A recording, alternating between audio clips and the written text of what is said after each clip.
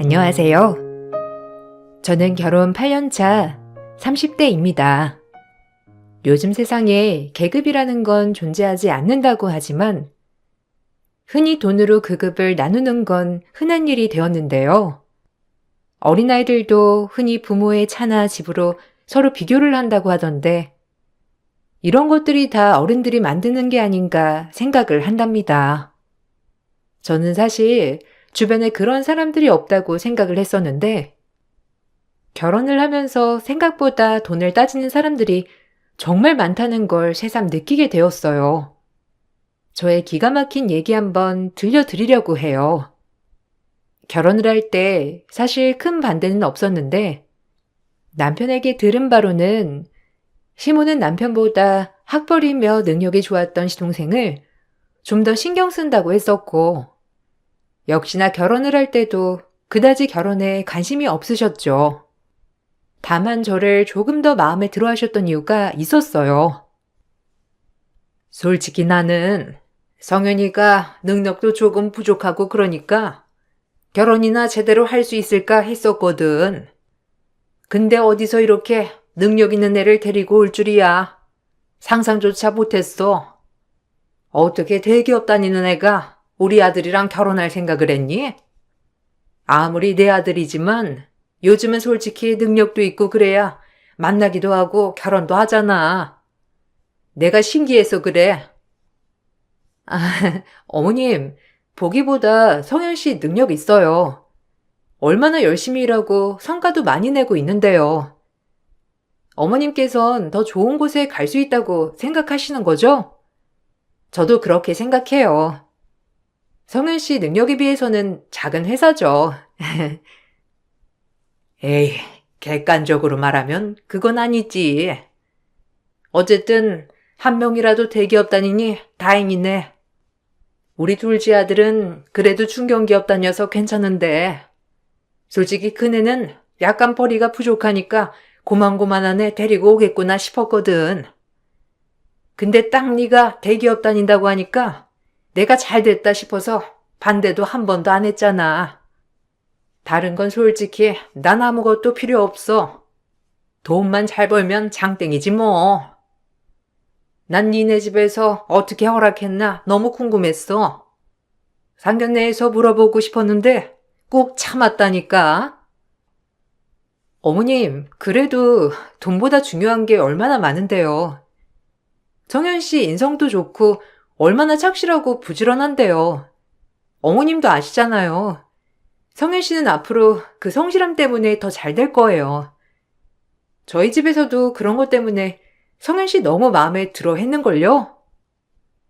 그래. 너희 집이야 뭐 여유로우니까 그러겠지만 나중에 보면 알겠지 뭐. 어찌되었든 내가 주변에 대기업 다니는 며느리 봤다고 하니까 어찌나 부러워했는지 아니? 다음에 내 친구들 있을 때 한번 인사하러 올 수 있니?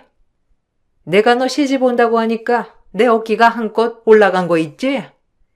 이게 다 대기업 힘이라니까. 시모는 마치 제가 대기업에 다니기 때문에 결혼을 허락해 준 것처럼 말을 했고 처음에는 칭찬으로 들려 기분이 좋았지만 볼 때마다 대기업을 언급하는 시모를 보면서 은근히 기분이 묘해지곤 했죠.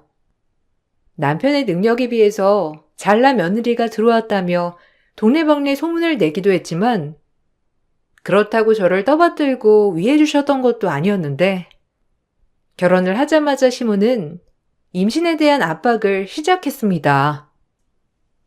그나저나 너희 왜 좋은 소식 안 들려주니? 이제쯤 슬슬 임신해야 하는 거 아니니?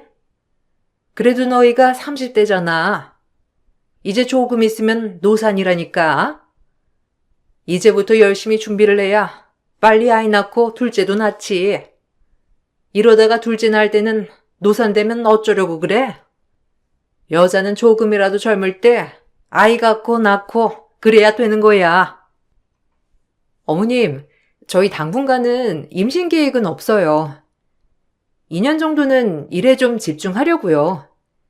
남편도 그렇고 저도 그렇고 지금 중요한 시기라서 아이를 갖기는 좀 힘들 것 같아요. 어머님께서도 얼른 손주 보고 싶으시겠지만 조금만 기다려 주세요. 결혼한 지 아직 1년밖에 안 돼서 신혼도 좀 더 즐기고 싶고요. 아니, 신혼이야. 1년 즐겼으면 됐지. 뭘 더 즐긴다는 거야? 그리고 너야 대기업이니까 임신하고 출산했을 때 휴가 이런 거 잘 되어 있지 않니?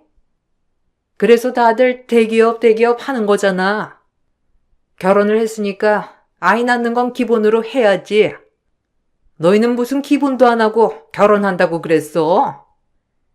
이제 30대인데 바로 임신 준비를 해야지. 안 그러니? 아, 저희도 임신 계획이 없는 건 아니에요.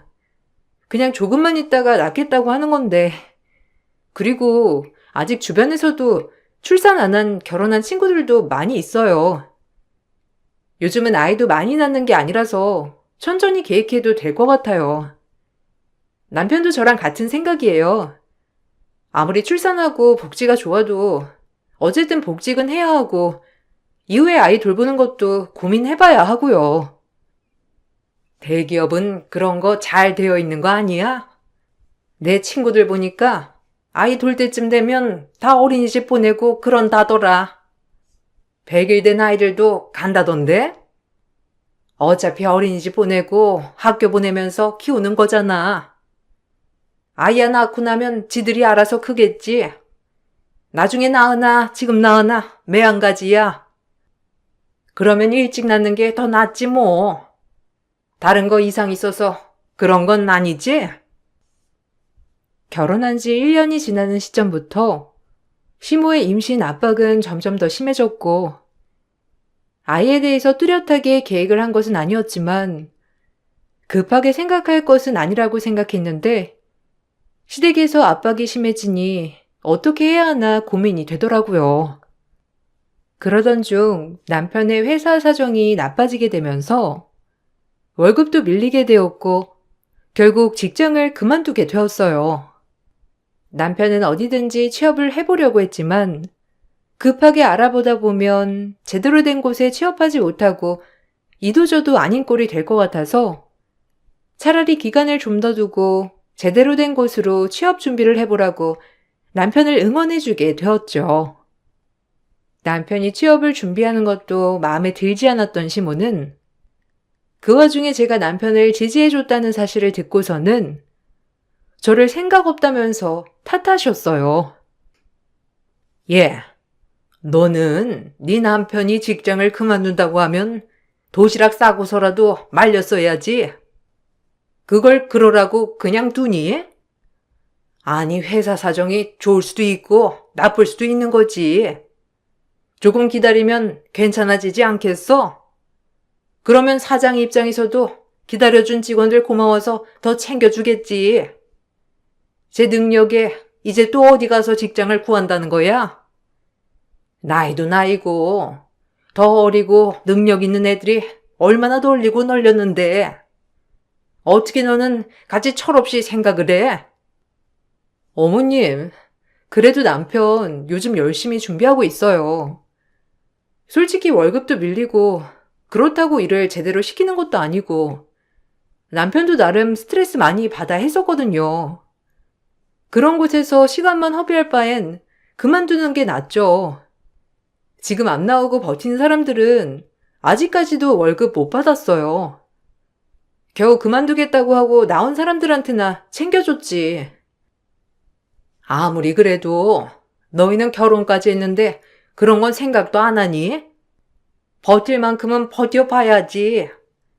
절이 없어도 너무 없는 거 아니니?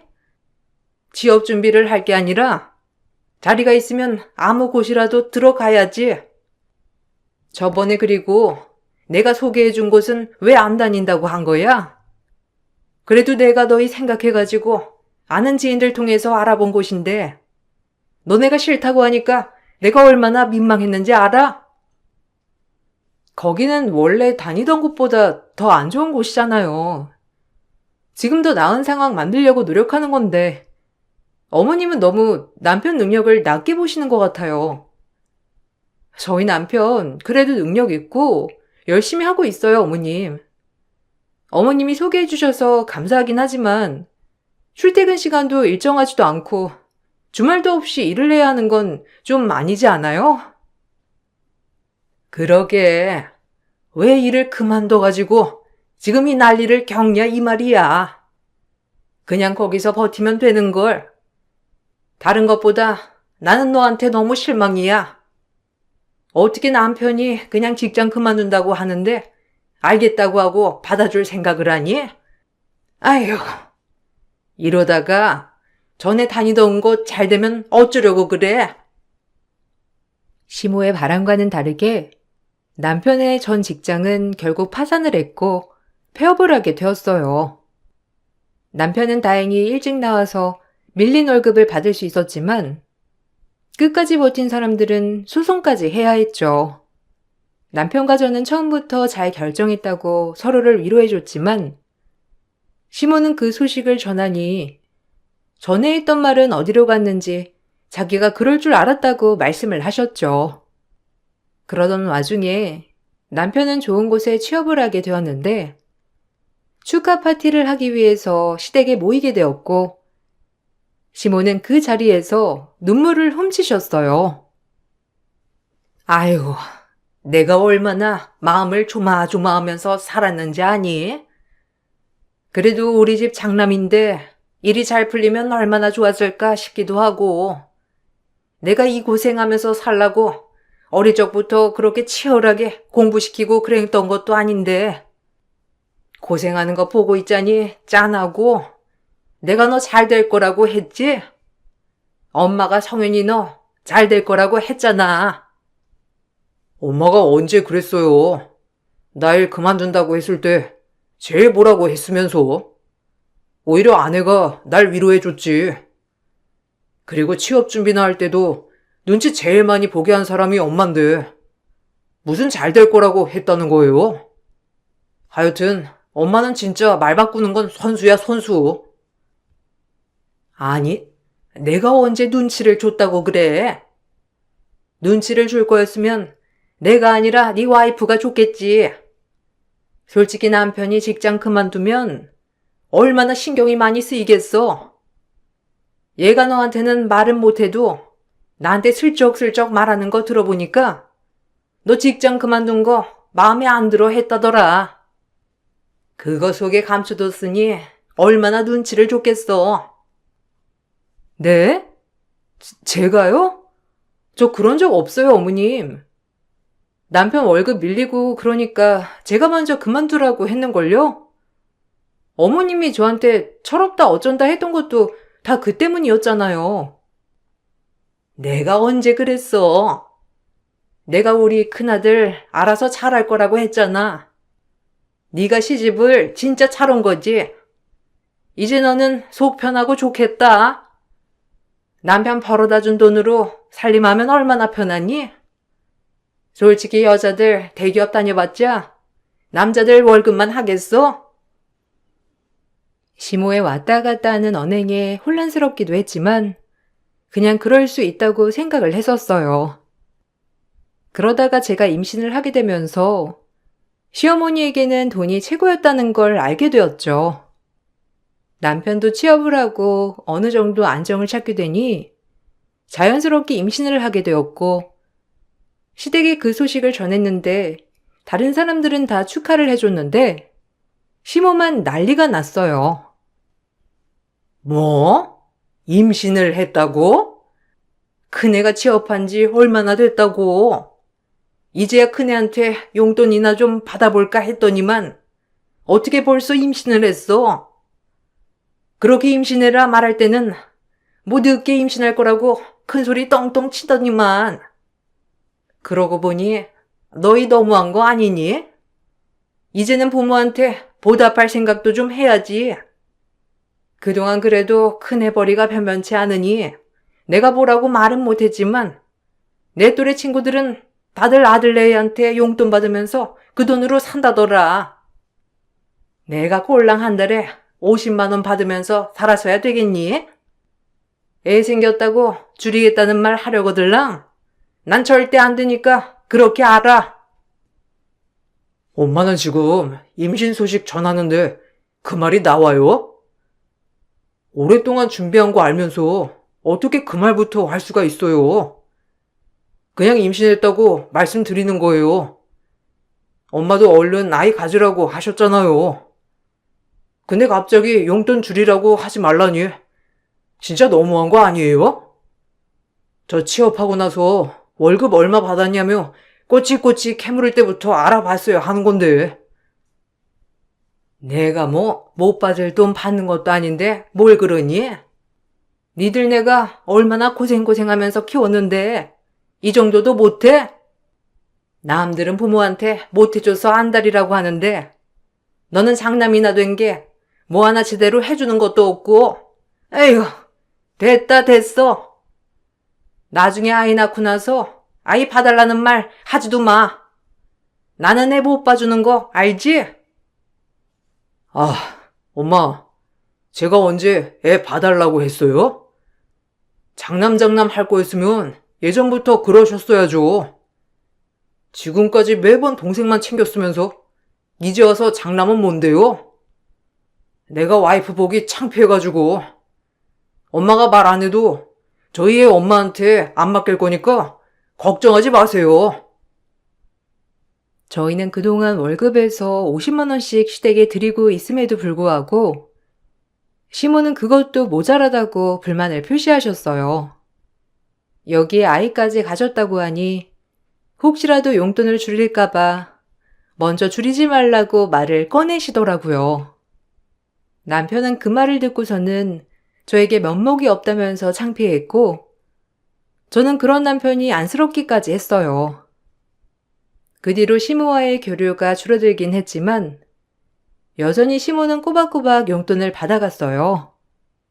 시간이 지나 출산일이 다가오고 저는 난산으로 아이를 낳게 되었는데 아이가 태어나는 과정도 너무 힘들었지만 출혈이 잡히지 않아서 대학병원으로 긴급 이송을 했고 겨우 목숨만은 건지게 되었죠. 그래서 출산 이후에는 몸 회복도 너무 더뎠어요. 아이가 태어난 지 1년이 되었지만 전 제 컨디션을 찾지 못했고 결국 복직을 포기하게 되었어요.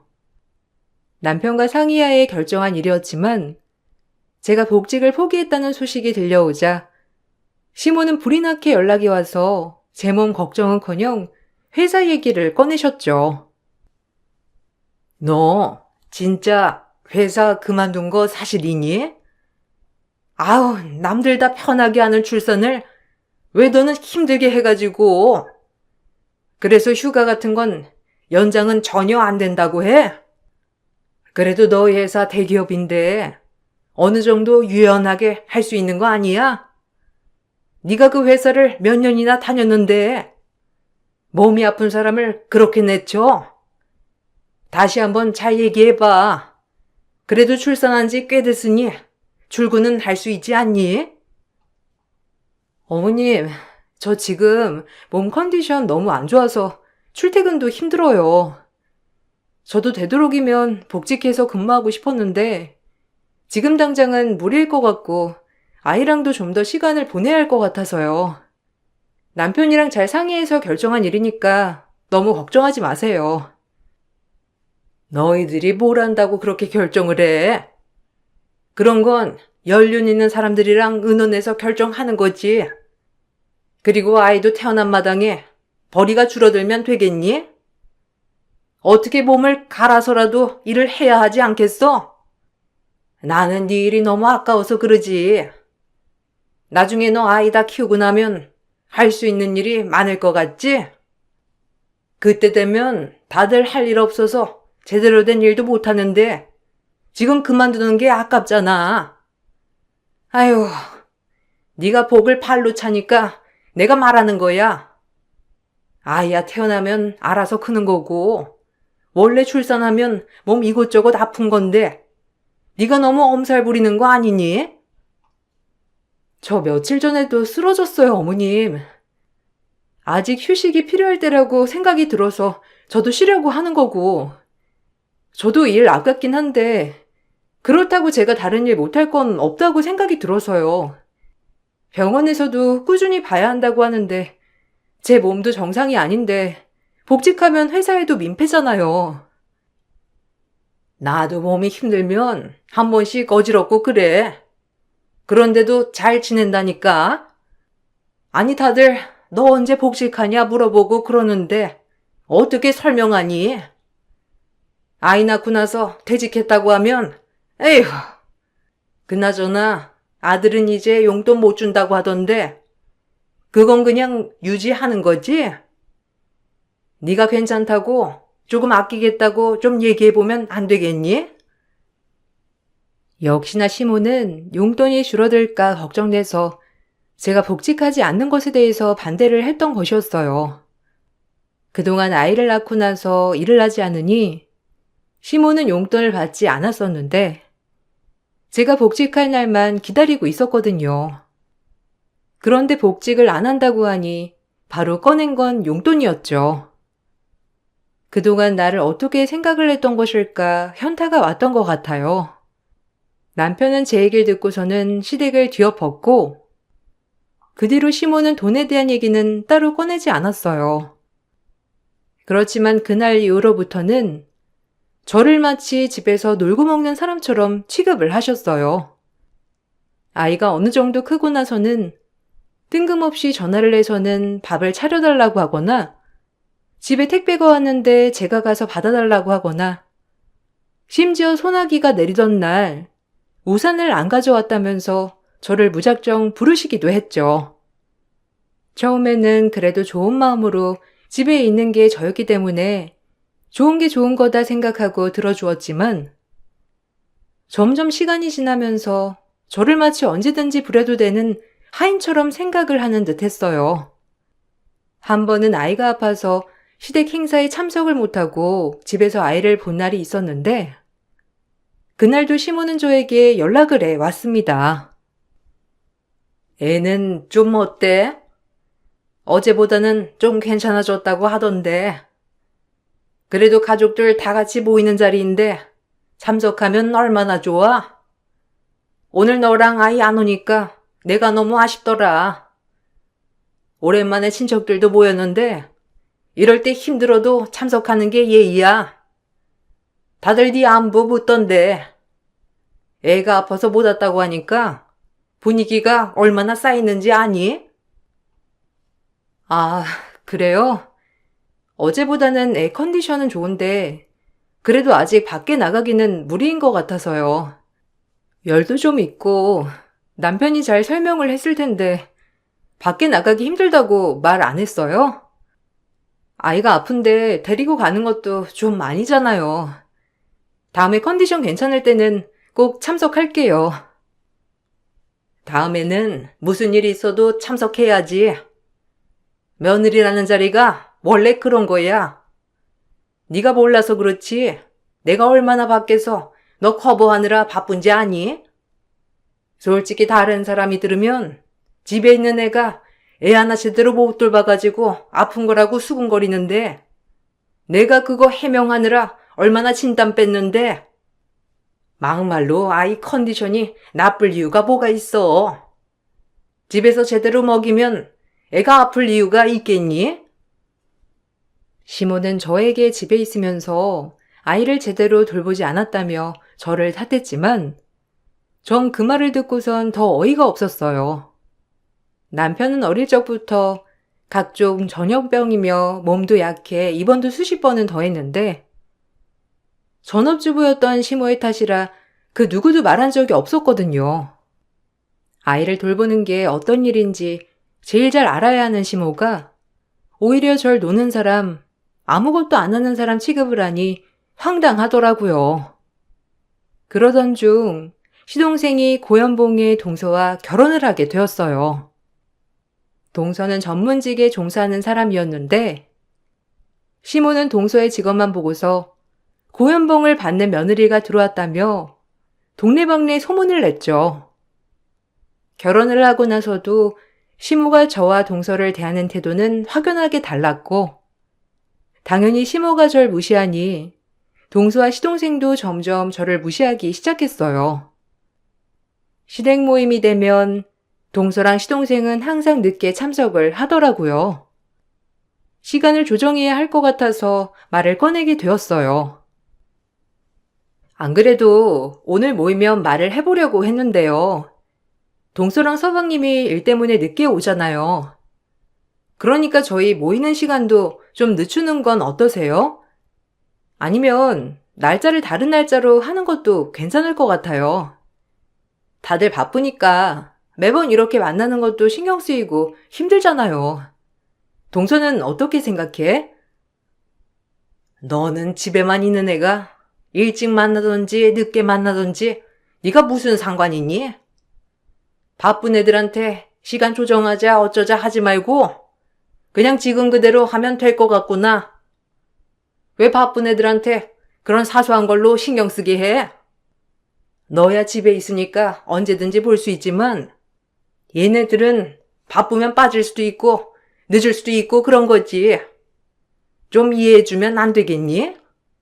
굳이 이 자리에 그렇게 말을 꺼내야 되겠어? 에휴. 형님, 일을 안 하신 지 오래되셔서 그런가? 잘 생각이 안 나시는가 봐요. 저도 그러고 싶지만 일이라는 게 항상 똑같은 시간에 끝나는 게 아니잖아요. 외부 미팅도 있고 이런저런 일 처리하다 보면 늦을 수도 있어서 다시 또 시간 조정하자고 하면 너무 복잡할 것 같아요. 그리고 언제 끝나고 모일지도 모르는데 저희 시간 맞춰서 시간 정하는 게 뭐 의미가 있는 건지 모르겠네요. 맞아. 우리 둘째가 말 한 번 잘하네. 제가 뭘 몰라서 그래.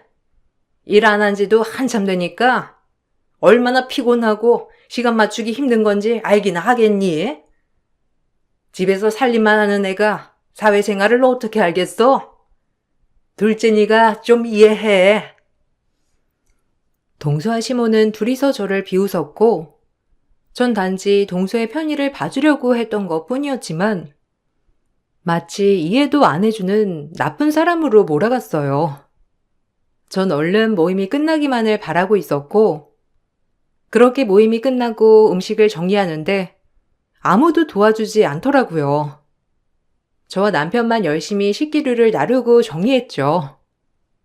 동서가 조금이라도 움직이려고 하면 시모는 불이 나게 와서 동서를 부르고 데리고 가버렸어요. 매번 음식 준비도 정리도 아무것도 하지 않는 사람들이 너무 얄미웠지만 도와달라고 얘기를 해도 아무도 나서지 않으니 답답한 건 저뿐이었어요. 그러던 중 동서가 주방으로 왔길래 저는 동서에게 음식물통을 비워달라고 말을 했어요. 그런데 갑자기 시모가 오더니만 제 얼굴에 음식물통을 집어 던졌어요.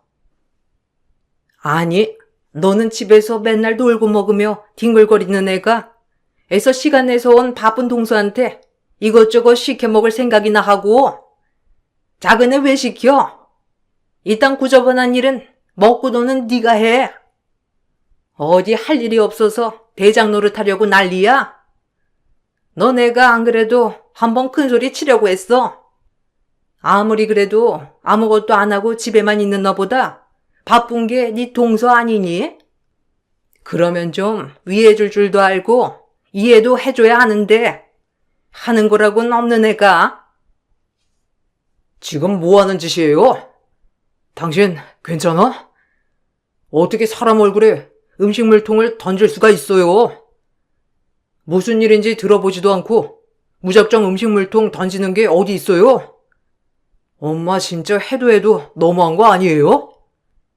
안 그래도 아까 식사 자리에서 직장인이고 어쩌고 하는 거 들었는데 엄마는 제대로 아는 것도 없으면서 사람 차별을 해요? 내가 뭔 차별을 했다고 그래? 말 맞다나 네 와이프야 집에서 네 돈 쓰면서 편하게 쉬며 탱자탱자 놀기만 하지. 우리 둘째는 밖에서 뼈 빠지게 일하면서 시부모 용돈 챙겨줘 살림에 얼마나 힘들게 사는지 너는 알고서 그런 소리 하는 거야? 맨날 하는 일도 없이 노는 애가 고작 몇 번 시댁에 와서 밥 차린다고 불만을 표출하고 멋모르는 동서한테 뭐라고 하는데 내가 화가 안 나게 생겼니? 너야말로 네 와이프가 이러는 걸 그냥 감싸고 도는 거야? 지금 뭔 소리 하시는 거예요? 어떻게 지금까지 했던 말은 어디로 들으신 거예요? 와이프가 왜 지금 집에서 놀고 먹어요? 살림하는 것도 장난도 아니고 힘든 거 엄마도 아시잖아요. 그리고 와이프 일하고 있다고 제가 몇 번이나 말해요. 뭐? 그 집에서 일하는 일?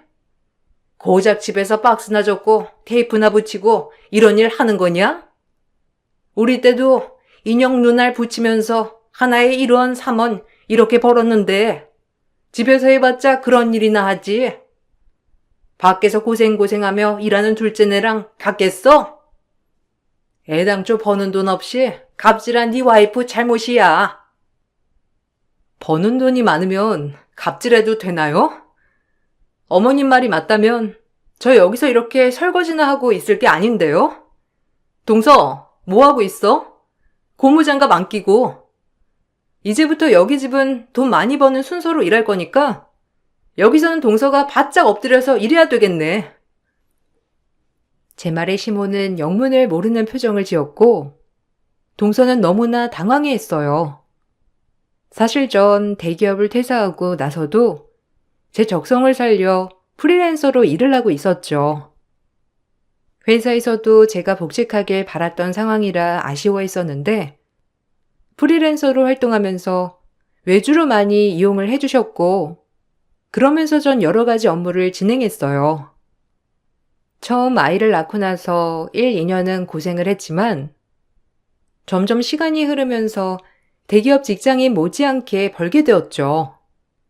그렇게 차곡차곡 모아둔 돈이 있었는데 그 돈을 저희는 시동생 결혼 자금에 빌려주게 되었어요. 지금 동생네 사는 곳, 거기 누구 건지나 알고 엄마 그런 소리 하는 거예요? 그거 와이프 명의 아파트예요. 그거 엄마 진짜 몰랐어요? 하긴 그거 알면 와이프한테 이렇게 대할 수도 없었겠지. 그렇게 돈 좋아하는 엄마가 재수씨, 아니 아무리 동생이 말하지 말라고 부탁했지만 솔직히 너무 뻔뻔한 거 아니에요? 고연봉? 참 빚이 그 정도 있는 건 아니고요. 뭐? 그게 무슨 말이야? 그 집이 왜 큰 애 거라는 거야? 작은 애가 아는 사람한테 분명 싸게 빌렸다고 했는데 내년에 입주할 곳 있다고 하면서 올해만 산다고 한 거 아니었어? 작은 애야, 네가 한번 말해봐라. 네가 저번에 우리 앞에서 내년에 입주하는 곳이 있어서 거기 들어가기 전까지만 살 곳 있으면 된다고 말하지 않았니? 그거 다 거짓말이에요. 엄마는 지금만 보고 그렇게 사람을 판단하면 어떡해요? 쟤네 돈 모아둔 것도 없고 입주는 무슨 내년에 갈 곳도 없는데 뭔 소리 하는 거예요? 엄마 진짜 너무하시네요. 아무리 그래도 사람을 돈으로 판단하면 안 되지. 엄마 생각대로 하자면 지금 여기서 제일 잘난 사람 아마 우리 와이프일 거예요. 전 친정이 여유로웠던 것도 있었지만 졸업 후 바로 취업을 해서 정말 알뜰살뜰 돈을 모아 친정 도움을 받아서 아파트를 마련했던 적이 있었어요. 그곳에서 회사도 다니게 되었는데 나중에 대기업으로 이직하게 되면서 출근이 힘들어지다 보니 전세를 줬던 상황이었죠. 결혼을 할 때에도 그곳에서 신혼집을 마련한 것도 아니었기 때문에 굳이 언급하지 않았었고 남편 또한 그 집이 자신의 것이라 생각조차 하지 않았기 때문에 한 번도 꺼내본 적이 없었어요. 그러다가 시동생이 남편에게 부탁을 하러 왔던 적이 있었는데 바로 결혼을 하고 싶지만 그간 사치를 부리느라 모은 돈이 하나도 없다면서 도와달라는 부탁을 했던 거였죠. 정신 차리고 1년 바짝 모아 이사를 가라고 저와 남편은 전세 만기가 되어 비어있는 그 아파트를 시동생이 신혼집으로 빌려줬어요. 그러면서 동서의 상황도 알게 되었는데 동서도 마찬가지로 사치에 모아둔 돈 하나 없는 상황이었어요. 우리가 도와주지 않으면 방법이 없다는 말에 마음이 약해졌는데 시동생은 허세에 찌들어 그 누구에게도 그 사실을 말하지 않았던 거였어요. 어디까지 하나 두고 보던 남편과 저는 이 모임으로 더 이상의 기회는 없다 생각을 했어요. 남편은 그 뒤로 시동생에게 당장 짐을 빼라고 했고 시동생과 동서는 크게 다투게 되었죠. 나중에 전화 온 동서는 전혀 저에게 미안한 마음이 없더라고요. 형님, 저 생각해보니까 너무 서운하네요. 제 상황 처음부터 아셨으면 애초에 저한테 말을 하셨어야죠. 뭐, 제가 크게 형님 무시했던 건 없잖아요. 그런데 왜 저한테 이렇게 매몰차게 구세요? 저야말로 형님이 제 상황 알면서도 모른 척한 게 더 기분 나쁜데. 저희 상황 다 아신다고 하셨으니 1년만 아파트에서 지내게 해주세요. 가족이잖아요. 동서, 상황 판단이 안 돼? 내가 애초에 동선에 도와준 건 가족이라서 그런 거야. 아무리 그래도 가족이라면 그렇게 개무시하지 말았어야지. 어머님이 날 무시한다고 동서도 날 무시해도 된다는 법칙이라도 있어? 이거 다 동서가 만든 거야. 모르겠어? 제가 뭘 크게 잘못한 것도 아닌데 왜 그러세요? 형님, 저희 지금 나가면 갈 곳도 없어요. 제가 일 열심히 해서 돈 많이 모아서 어떻게든 전세금은 드릴 테니까 조금만 시간 주세요. 그리고 형님이랑 아주버님도 저희한테 집 빌려줬으면 남편한테만 말할 게 아니라 저한테도 말하셨어야죠. 와, 기가 막힌다. 그럼 내가 집 안 빌려줬으면 동서가 나 무시해도 되니? 그건 말이 된다고 생각하고? 동서하는 말꼬라지 보니까 절대로 빌려주면 안 되겠다고 생각이 드네. 당장 짐 빼! 저는 절 무시한 동서도 미웠지만 무엇보다 시무한테 더욱 서운했어요. 대기업 그만둘 때부터 절 무시하더니 그동안 집에서 놀고 먹었던 사람으로 취급을 했다는 게 너무 서운했죠. 남편도 제가 서운해하는 걸 알았기 때문에 그 뒤로 시댁과 연을 바로 끊었습니다. 그간 돈동거리면서 사람을 돈으로 평가한 시모는 그렇게 잘났다고 생각했던 시동생네를 모두 끌어안게 생겼습니다. 고연봉인 줄 알았던 동서는 그게 아니라 본인이 일을 하는 만큼 벌 수 있는 상황이었어요. 그런데 동서는 사치도 심한데 일에 무척이나 게을렀죠. 거기다가 사치하는 시동생까지 더해지니 경제 능력은 총체적 난국이 따로 없었어요. 이사를 갈 곳을 구하지 못했던 시동생네는 결국 갈 곳이 없어 시댁으로 들어갔고 남편만 가끔씩 시댁에 들리는데 시모와 동서는 하나부터 열까지 다 맞지 않는 눈치라고 하더라고요. 그나마 동서가 고연봉을 받는다고 생각을 했을 때는 시모는 동서에게 다 맞춰줬지만 동서가 고연봉이 아니라는 걸 알고서는 시모의 급을 나누는 무시는 동서에게 시작이 되었어요. 당장 나가라고 하는 시모와 어떻게든 버티고 있는 시동생네 사이에서 분란은 끊이지 않고 있다고 하더라고요. 남편도 시모에게 질려 용돈을 끊어버렸고 당연히 더 이상 용돈이 나올 구멍이 없었던 시모는 시동생 내외 생활비까지 감당해야 하니 고생고생하며 일을 하고 있다고 했어요. 남편은 앞으로도 시댁에 신경 쓰지 말라고 했지만 시댁에서 혹시라도 도와달라고 한다면 어떻게 해야 하나 고민이 되네요. 여러분들이라면 어떻게 하시겠어요? 제 긴 사연을 들어주셔서 감사합니다. 여러분들은 사람의 외면보다 내면을 먼저 보시길 바랄게요. 안녕하세요. 저는 천안에 사는 40대 중반 여자입니다. 매번 사연만 읽다 제 사연을 여러분께 들려드리면 어떨까 싶어 사연을 보냅니다. 저는 20대 초반 이른 나이에 신랑을 만나 일찍 결혼 생활을 하게 되었어요. 저희 집은 부모님께서 제지 공장을 하셨기 때문에 어려운 생활은 모르고 자랐어요. 지금 신랑은 저희 부모님 밑에서 일하던 건실한 청년이었고요. 신랑은 어려서 엄청 가난하게 자랐습니다. 공부시켜야 되는 남동생, 여동생이 둘이나 있고 어렸을 적 부모님이 일찍 돌아가셔서 본인은 일찍 취업을 해 집안의 가장 역할을 해야 하곤 했습니다. 그런 신랑의 모습을 보고 부모님도 자식 같은 마음으로 다른 직원들보다 더 챙겨줬고요.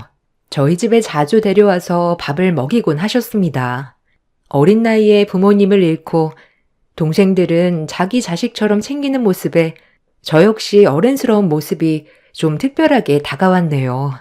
처음 마음을 확인하고 연애 시절 부모님께 들키지 않으려 얼마나 숨어서 연애했는지 지금 떠올려도 애틋한 기억입니다.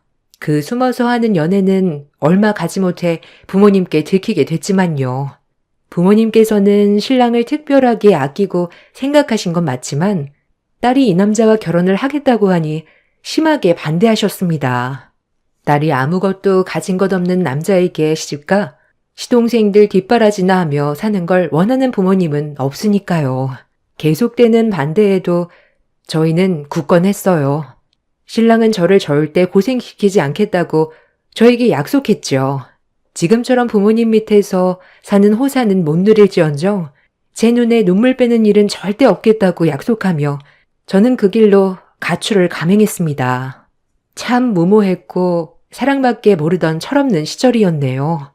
그렇게 신랑과 도망을 가 약소하게나마 결혼식을 치르고 저희는 정식 부부가 되었어요.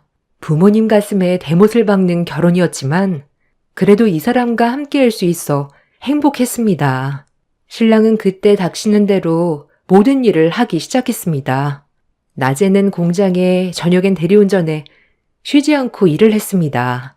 저 역시 학교를 다니다 결혼을 한 것이기 때문에 할 수 있는 일은 많이 없었지만 마트 아르바이트를 하며 살림의 보탬이 되었어요. 힘들게 살면서 그래도 신랑과 웃으며 지내는 날이 더욱 많아서 좋았네요.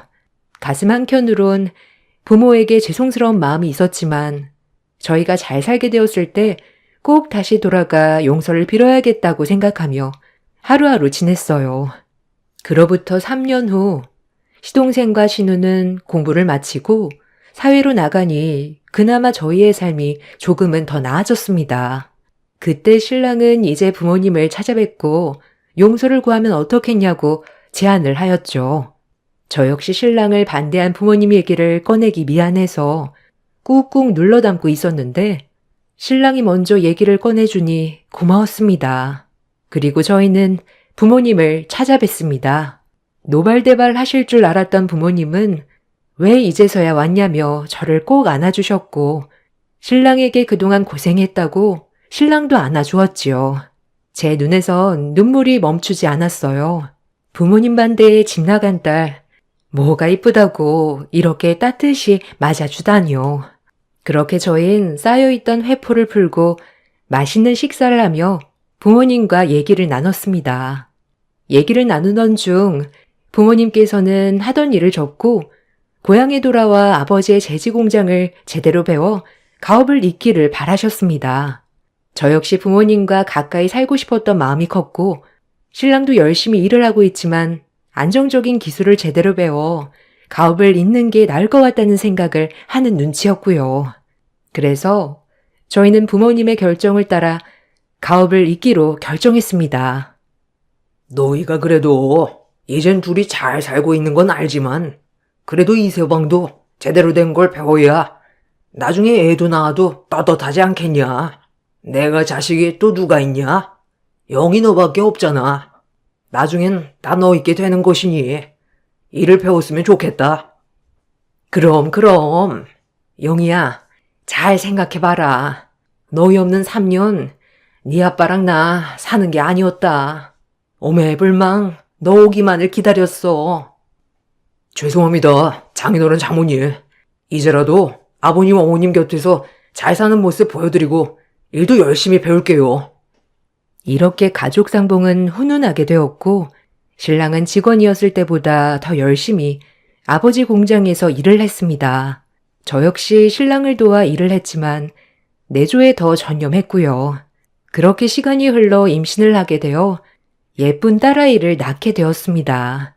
딸을 낳으니 부모님은 더 좋아하셨고, 저도 부모님이 기뻐하시는 모습을 보니 제 인생 너무 행복하다 생각했네요.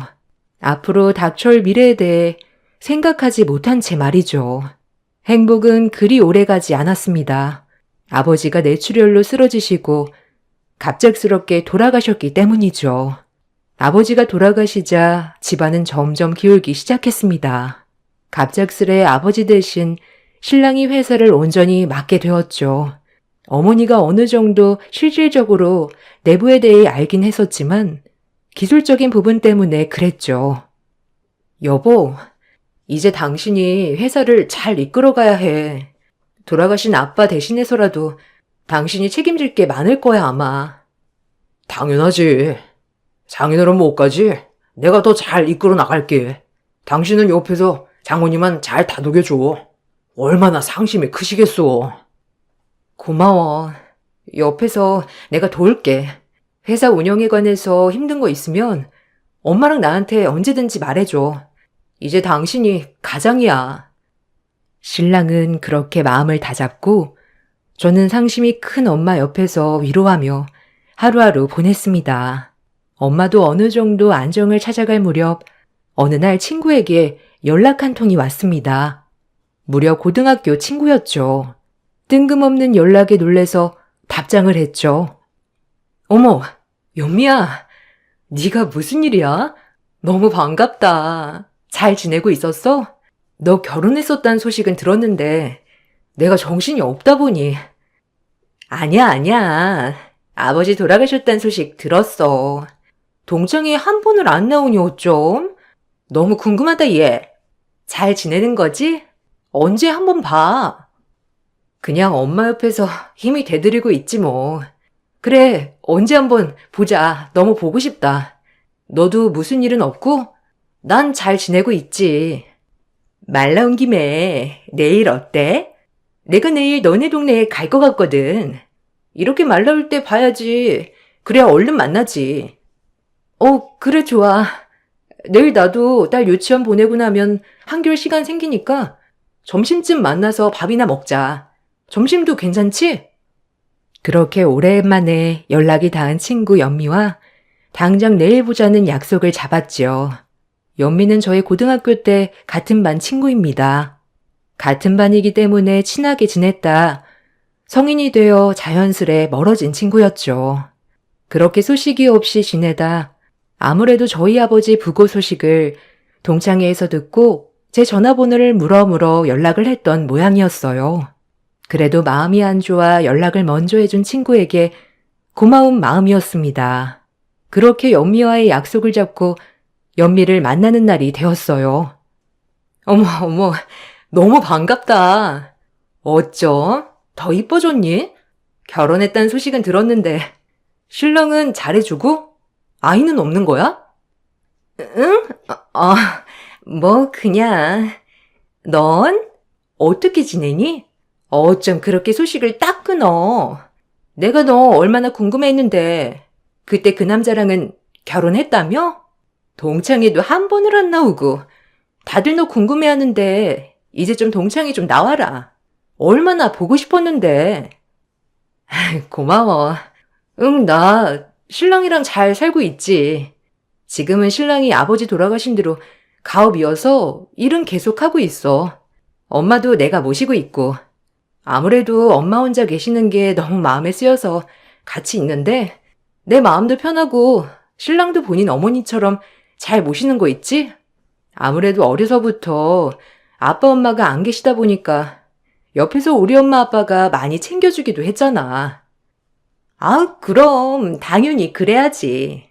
어디 너희 부모님한테 신세 많이 지었지 남편도. 그래도 너 잘 사는 거 보니까 너무 좋다 얘. 넌 어떻게 지내고 있어? 너무 내 얘기만 하는 것 같네. 어디 살아 지금은? 여기 동네는 볼일 있어서 잠깐 온 거야? 사실 나 이혼했어.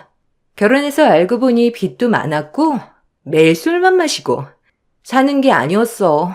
그래서 이혼했어 사실. 저런. 내가 괜히 물어봤구나. 난 너 결혼했다는 소식만 듣고. 그럼 지금은 혼자 있는 거야? 혹시 어디 있어? 사실 지금 집 구하고 있긴 해. 그래서 이 동네로 집 좀 알아보러 온 거고. 그래도 이제 혼자니 뭐라도 해서 먹고 살아야지. 어머, 그랬구나. 그래, 이 동네는 너 어려서부터 지낸 동네니까 좀 낫겠다. 아무래도 아예 모르는 것보다야 낫지 안 그래? 이제 일도 슬슬 알아봐야 하는데 막상 내가 할 줄 아는 게 많이 없어서 일자리가 없더라고. 격리 자리 하나 나면 좋은데. 점은 그때 마침 저희 공장에 격리 자리를 구한다는 걸 생각해냈죠. 마침 공장엔 격리 직원을 추가로 한 명 더 구인 예정이었는데 학교 다니던 시절 연미는 똘똘했으니 격리 자리를 맡겨도 괜찮겠다 싶었어요. 그래서 남편에겐 물어보지도 않고 얼른 제안을 했네요. 그것이 지금 가장 후회하는 일입니다. 격리 자리를 제안하자 연미는 말이 떨어지기도 전에 수락했어요. 그럼 혹시 우리 공장에서 격리 일 한번 해볼래? 어려운 일은 없고 지금 같이 일하시는 분이 계신데 옆에서 보조만 잘해주면 될 거야. 마침 우리가 격리 보조 한 명 구하고 있는데 지금 너가 일을 구하고 있다면 우리 공장은 어때? 어머, 그러니? 어머, 그래도 돼? 사실 안정적인 격리 자리 구하고 있었거든. 나도 이제 자리를 잡아야 하고. 나야 좋지. 너무 고맙다, 얘. 그래, 친구 좋다는 게 뭐니? 너 학교 다닐 때도 똘똘해서 아마 잘할 것 같아. 내가 오늘 남편한테 얘기해볼게. 아마 괜찮을 거야. 너무 고맙다, 정말. 어떻게 이 은혜를 갚니? 오랜만에 연락해서 일자리까지. 내가 정말 잘 되면 너한테 크게 한턱 낼게. 그렇게 연신 좋아하는 연미를 보니 저조차 남에게 좋은 일을 한 것 같아 마음은 가벼웠습니다. 그리고 신랑에게 말했죠. 오늘 연미라는 친구 만났는데 내 고등학교 동창 말이야. 일을 구하고 있는데 우리 공장에서 격리 일을 해보는 게 어떨까? 친구? 믿을 만한 사람인 거야? 일하는데 가까운 사람 엮이면 안 좋은 경우도 많아서. 그래도 우리도 필요하긴 하니까. 그치. 우리도 필요하긴 하니까 그냥 상부상조한다 생각하자. 뭐 그렇게 엮일 일 많이 없을 것 같기도 하고. 고마워, 여보. 신랑의 허락으로 연미는 그렇게 저희 공장에 취직하게 되었습니다. 연미가 저희 공장에 취직하자 저와 더 가깝게 지내게 되는 날이 많았고요. 오히려 옆에 친구가 있으니 말동무도 하고 못할 말도 상담하며 좋았습니다. 연미도 일을 열심히 해줬고요. 그렇게 시간이 흘러 연미도 일에 적응을 하였고 신랑도 열심히 일을 한 덕분에 공장을 제2 공장까지 오픈하며 사업을 확장시켰습니다. 아무것도 없이 어려서부터 맨몸으로 살아온 신랑. 그래도 사업 수완 좋아 친정 부모님 공장까지 사업 확장시켜 열심히 살아가는 모습에 너무 존경스러웠어요. 그런데 사업이 확장된 이후부터 신랑은 저를 공장에 자주 나오지 못하게 하는 일이 늘어갔습니다. 확장하기 전엔 제가 간간히 가서 회계 장부도 보고 일에 관련하여 많이 참여를 했었는데 이젠 가정에만 신경 써줬으면 좋겠다는 말과 함께 공장에 나오지 않았으면 좋겠다고 말이죠. 너무 서운했어요. 그래도 같이 운영하는 공장인데 딸아이 교육에 더 신경 쓰면 좋겠다고 못 나오게 하는 것이었습니다. 그래서 엄마에게 속상함을 토로했네요. 엄마, 이제 이 서방이 공장 일보다는 가정에 더 신경 썼으면 좋겠다고 하네. 이게 맞는 걸까? 그래도 아빠가 하셨던 건데.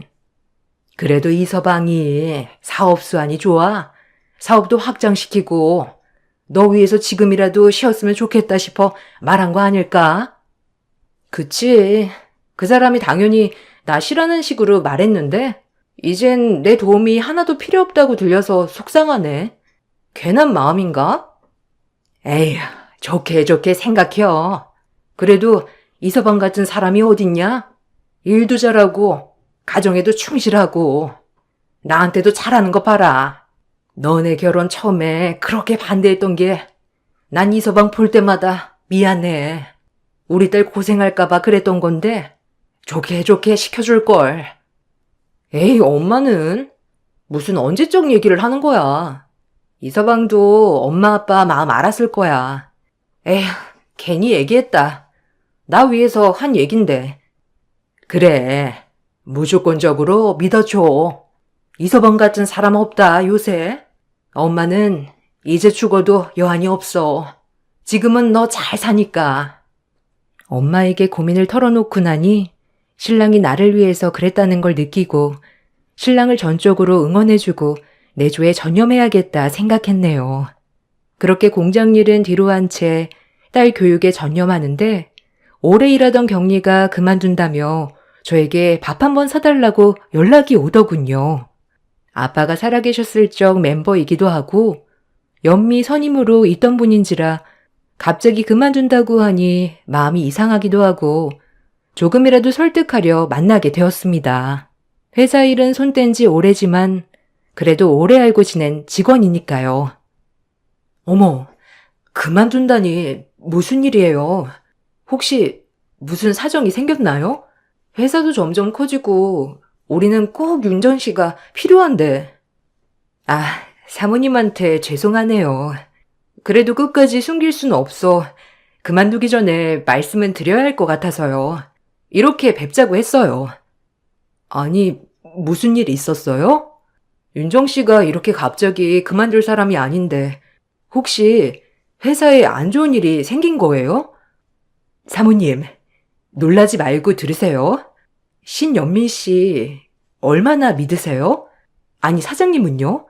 사모님 일에 손 떼지 마시고 회사 경영에 적극적으로 참여하셨으면 좋겠어요. 그래야 돌아가신 전 사장님이 편하게 눈을 감으실 테니까요. 지금 회사 그 두 사람이 멋대로 운영하고 있어요. 마음에 안 드는 직원은 자기 입맛에 맞는 직원으로 바꾸고 회계장부도 엉망이고요. 법인 지출도 이유 없이 많아졌어요. 회사 규모가 커졌다곤 하지만 그 정도 법인 지출은 말이 안 되거든요. 지금이라도 사모님이 적극 신경 쓰세요. 아, 지금 내가 무슨 말을 들은 건지. 그러니까 윤정 씨 말은 지금 우리 그이랑 연미랑 둘이서 짜고 회사를 자기네 멋대로 하고 있다는 거예요? 아니, 그 전에 둘이 무슨 사이인데 둘이 그러죠? 다른 직원들은 뭐하고, 아니, 윤정 씨는요? 저 역시도 그들이 마음에 안 들어하는 대상 중 하나죠. 왜냐면 돌아가신 사장님과 가까웠고 사모님이랑도 가까우니까요. 아마 저도 제가 그만두기 전에 말도 안 되는 이유로 해고당할 수 있기에 제가 먼저 그만두는 겁니다. 사모님, 꼭 회사 지키셔야 해요. 알겠죠? 그게 돌아가신 사장님을 지키는 길이니까요.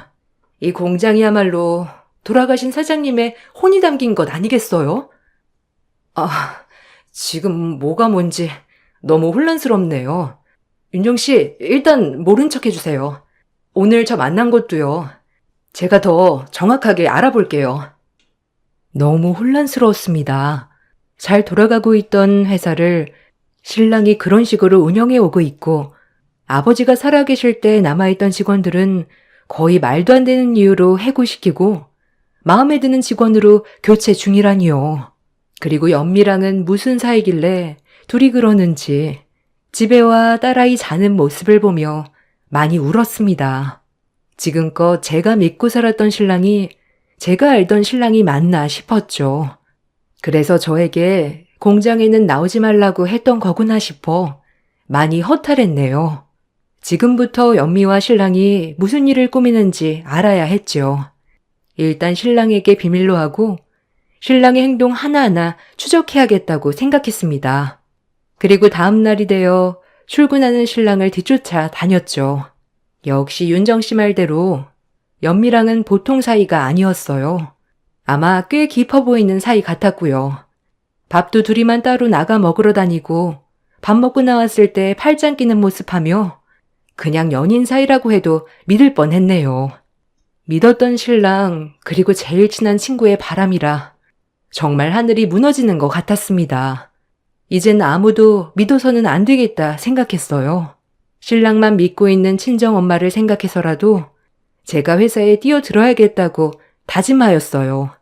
딸과 엄마를 지키기 위해 집으로 돌아와 신랑이 퇴근하기만을 기다렸습니다.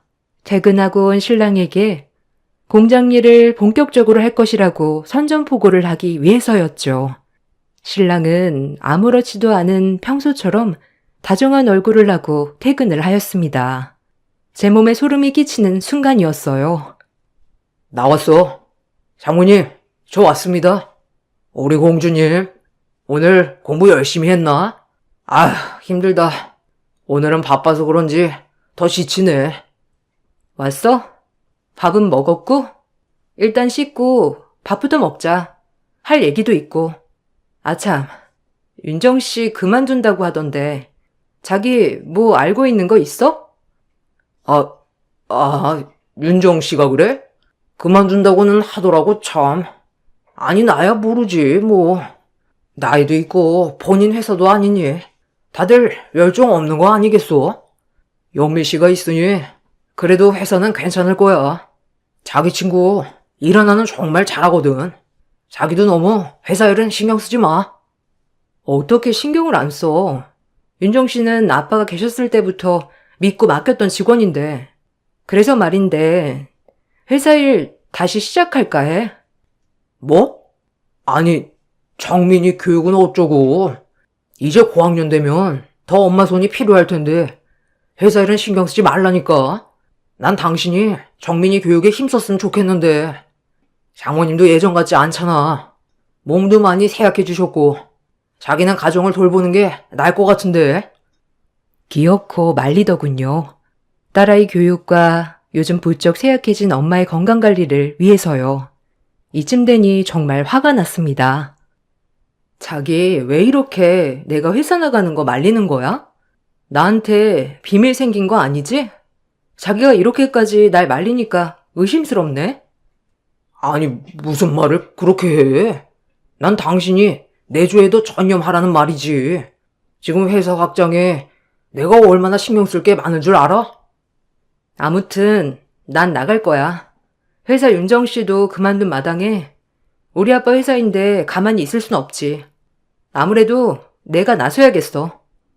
신랑은 말이 없었습니다.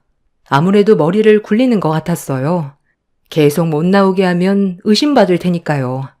결국 엄마에겐 당분간 딸아이를 집에서 신경 써달라고 부탁을 하고 회사에 나가기 시작했습니다.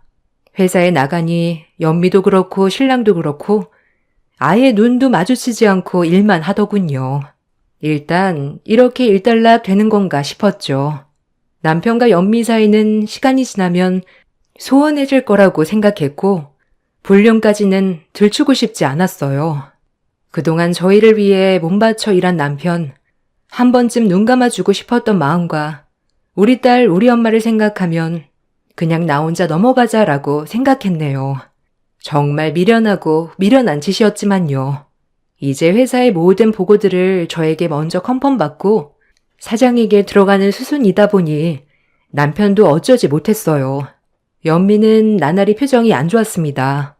은혜도 모르는 사람, 우리 남편이랑 바람을 피다니 그래놓고 나에게 아무렇지 않은 척 말을 붙여왔죠. 영희야, 요즘 안 피곤하니? 넌 니네 딸도 신경 써야 하고 어머님도 요새 몸이 안 좋으시다며 회사 나와도 되는 거야? 당연하지. 이제 정민이도 고학년이고 엄마도 혼자서 밥을 잘 차려 드셔. 내가 이제 회사를 신경 써야지. 아빠 회사인데. 아, 그래? 그래도 네 신랑 아니었음 이렇게까지 클 수 있었겠니? 옆에서 보면 대단하신 것 같아. 이가 부득부득 갈렸죠. 내 남편 자랑을 자기가 하는 꼴이라니. 모든 걸 알고 있는 저로서는 너무 화가 났지만 평정심을 유지해야 했습니다. 일을 하다 보니 몇몇 구석에서 허위로 처리된 영수증이며 법인 지출 사항을 다 모아뒀어요. 혹시 모를 상황에 대비해서요. 그리고 연미에게 월급이 말도 안 되게 나가고 있다는 것을 알게 되었어요. 단순히 지나가는 바람이라고 생각하는 것과 달리 돈적인 부분도 엮여 있는 것을 보고 지금 내가 어떻게 해야 할지 생각에 빠졌습니다. 남편에게 내가 알고 있다는 사실을 말하고 조용히 정리를 하라고 해야 하나? 아님 지금처럼 다시 돌아오기만을 바라야 하나 싶었어요. 하루하루 그렇게 버텨가고 있었을 즈음 회사의 윤정 씨를 복직시켰습니다. 아무래도 나보다 회사에 대해 더 잘 알고 있는 사람이니까요. 남편은 반대했지만 윤정 씨도 다시 하고 싶다는 생각을 비춰 강력하게 복직시켰죠. 그래도 천군만마를 얻은 것 같았죠. 그러나 기쁨도 잠시 엎친 데 덮친 격 제가 돌보지 못한 걸까요? 혼자 남으신 엄마가 요즘 통밥을 못 드셔서 병원으로 모셔갔는데 병원에서 청천벽력 같은 소리를 들었습니다. 엄마가 췌장암 말기라니요. 정말 불행은 한꺼번에 몰려온다는 말이 맞는 것 같았죠. 엄마마저 췌장암 말기라니 더 이상 버틸 수가 없겠다 생각했습니다. 그동안 혼자 계신 엄마를 소홀히 해서 벌을 받은 것 같았어요. 눈물이 너무 흐르는데 엄마는 울지 말라고 다독이시더군요. 그래도 이 세상 이서방이 있어 마음 편히 눈 감을 수 있겠다고 하시면서요. 너무 죄송했어요. 지금 이서방이 뭘 하고 있는지도 모르는 우리 엄마인데 이서방만 생각하면 마음이 편안해지신다고 하니 더 마음이 미어졌습니다. 전 다시 회사보다 집안일에 집중해야 했습니다. 남편을 옳다구나 싶어 제가 가정에 집중하게 되자 바쁘다는 핑계로 외박과 늦게 들어오는 일이 잦았고요. 그래도 엄마가 지금 중요하니 꾹 참았습니다. 그리고 다행히 윤정 씨를 회사에 두고 회사 상황을 계속적으로 보고받을 수 있었죠. 시간이 지나 친정엄마는 병원에서 편히 눈을 감으셨습니다. 눈 감던 그 순간까지 사위는 바쁘다는 핑계로 임종도 지키지 못하였죠. 엄마를 보내고 나서 많은 생각을 하게 되었어요. 엄마에게 좋은 모습만 보여드렸으니 되었다 싶었죠. 뭐가 중요할까 생각도 하고 모든 것에 의욕을 잃었습니다. 엄마의 장례식을 끝마치고 발이 나는 날 화장터에 가기 위해 전 제일 먼저 버스에 올라탔습니다. 맨 뒷자리에 앉아 눈물을 흘리고 있는데 앞에서 남편과 연미가 오더군요. 그때까지 그들은 제가 버스에 있는지 몰랐던 모양이었어요. 둘은 아무도 없는 것을 살피고는 새끼손가락 걸고 말하더군요. 자기야, 이제 약속하는 거다. 사망보험금이랑 또 회사 지분이랑 하면 이게 얼마야? 자기 진짜 고생 많았어. 이제 다 왔다.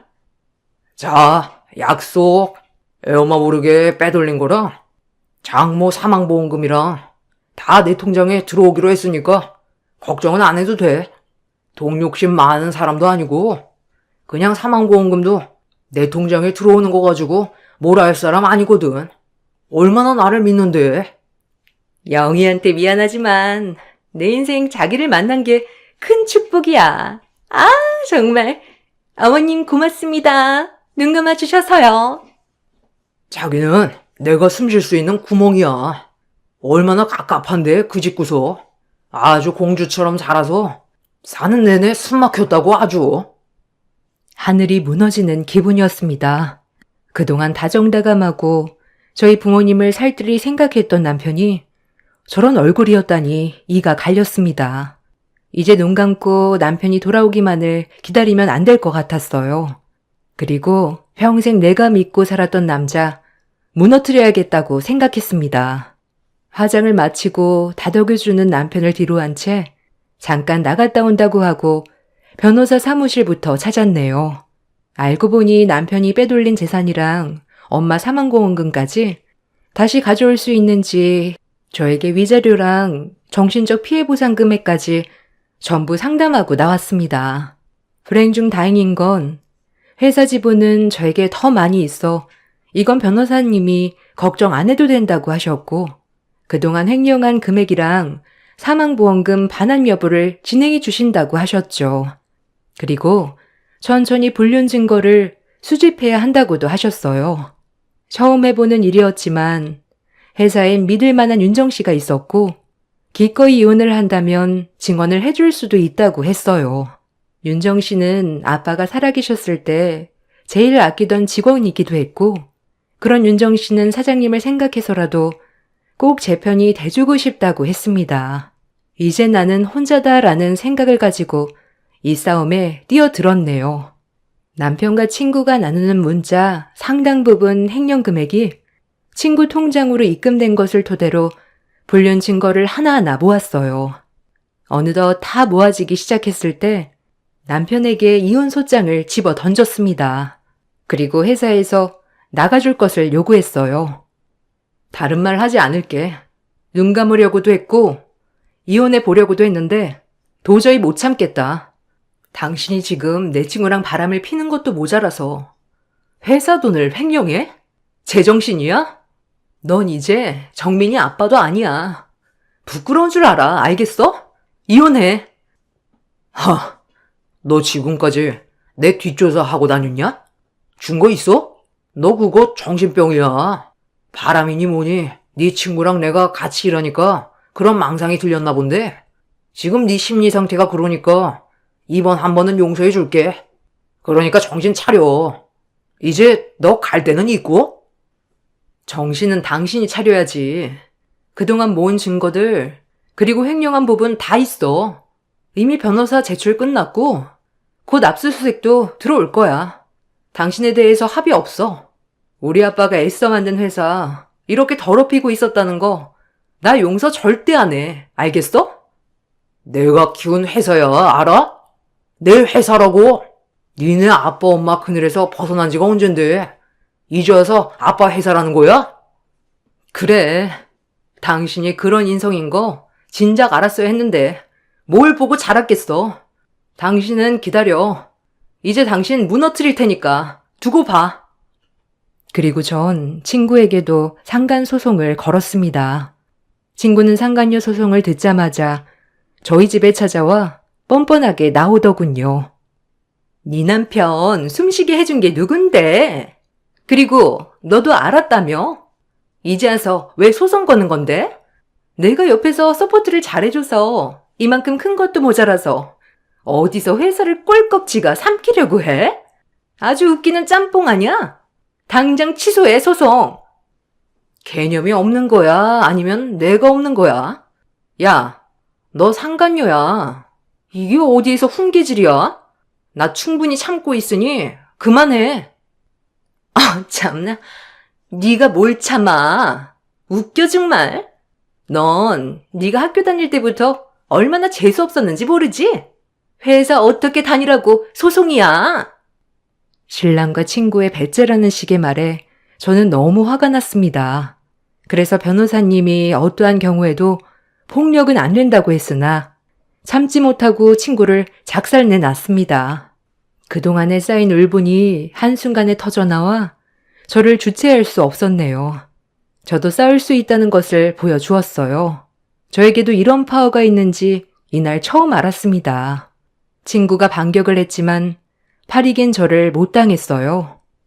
합의는 상간녀 소송으로 대신할게. 소송 취하할게. 너 얻어터진 거 합의라고 생각해. 그리고 너 내 눈에 띄지 마. 알겠어? 남편은 너 가져라. 이제 어디 그지들끼리 손가락 빨고 잘 살아봐. 그래도 행복하게 살 수 있는지. 끼리끼리 만난다더니 웃겨 정말. 그리곤 나왔습니다. 뒤이어 친구는 악을 써댔지만 전 속은 시원했네요. 상간녀 소송은 하지 못하였지만 그래도 반쯤 패놓고 나니 심장은 뻥 뚫렸습니다. 변호사님께도 말하니 너무 위험했다고 하시며 다신 그러지 말라고 하셨지만요. 저는 아직 길고 긴 소송 중에 있습니다. 거의 승소는 제가 확정이어서 마음은 편하네요. 회사는 지분이 훨씬 많은 제가 운영하고 있고 남편은 회사에서 나가 저와 소송 중입니다. 어떻게 해서든지 회사를 차지하고 싶어서였죠. 다행히 친정 아빠께서 저에게 남겨주신 회사라 회사가 커졌어도 제 소유라고 변호사님이 하시더군요. 하지만 남편도 일하던 공이 있어 아마 재산 분할은 들어갈 것 같다고 하셨죠. 그래도 남편과 끝을 내고 보니 한편으론 잘했다는 생각도 들고 딸아이를 생각하면 마음이 아프네요. 가장 믿었던 사람에게 뒤통수를 당하고 그것도 모자라 친정엄마 사망보험금까지 뺏길 뻔했다는 것이 아직도 생각하면 속이 아프지만 그래도 지금이라도 회사 보험금을 지킬 수 있어서 다행이라고 생각합니다. 딸에겐 좋은 아빠였기에 간혹 2주에 한 번꼴로 만나게 해주고 있는데 딸도 아빠를 만나기 싫어해서 요즘 고민입니다. 아마 남편에게 가장 최고의 벌은 자기가 제일 사랑하는 딸을 볼 수 없다는 것이 제일 큰 벌이겠죠. 이젠 혼자가 되었지만 그래도 회사 사람들이 많이 도움을 주고 있어 아빠 살아계셨을 적 같이 일했던 분들도 대부분 복직을 시켜서 같이 힘을 모아 헤쳐나가고 있어요. 아빠가 워낙 인간적이었던 분이시라 많은 분들이 도움을 주시고 계시네요. 이제 혼자서도 잘해 나가야 한다는 마음으로 살아가고 있어요. 이전보다 더 든든한 마음가짐으로 말이죠. 세상에 부모님 빼고는 믿을 사람 없다는 것을 몸소 깨우치고 살아가고 있네요. 눈 내리는 오늘 제 얘기를 할 데가 없어 이렇게 익명으로 사연 보냅니다. 재밌게 보셨나요? 감기 조심하시고 부디 저 같은 일을 겪지 않으시길 바랄게요. 긴 글 읽어주셔서 감사합니다. 안녕하세요. 저는 이제 막 세상 밖으로 나온 아이를 키우고 있는 초보 엄마입니다. 제가 여기에 사연을 신청한 이유는 현재 법적인 절차 진행이 아직 끝나지 않은 상황이라 여러분들께서는 만약에 제 입장이시라면 어떤 식으로 해결을 하실지 궁금해서 이렇게 글을 쓰게 되었네요. 사건이 터진 지 일주일 정도 되었고 그 사이에 정말 많은 일들이 있었어요. 임신 39주였고 출산을 앞둔 시기라 몸도 무거운 상태에서 집에서 쉬고 있는데 시모에게 전화 한 통이 왔어요. 남편은 아무 생각 없이 전화를 받았고 얼굴 표정은 점점 굳어지고 있었죠. 수화기의 내용이 잘 들리지 않았는데 남편이 자리를 옮기길래 무슨 일인지 싶어 뒤를 밟아 통화 내용을 엿듣는 순간 저 또한 기분이 좋지는 않았어요. 시모가 김장 준비 때문에 저희가 시댁으로 내려와 주길 바라고 있었습니다. 남편은 출산 시기가 다가온 만큼 최대한 몸을 조심해야 된다고 얘기했지만 주말이고 산부인과에서 40주 꽉 채워서 나온다고 하지 않았냐며 서둘러 와주길 바라셨어요. 남편은 당연히 시모의 어처구니 없는 말에 화를 내면서 거절을 했지만 시모는 절대 물러서지 않으셨어요. 그리고 시동생 내외도 온다며 크게 어려운 일들은 시키지 않겠다고 바람이나 쐴 겸 와서 쉬다 가라고 일방적인 통보를 한 뒤에 전화를 끊어 버렸네요.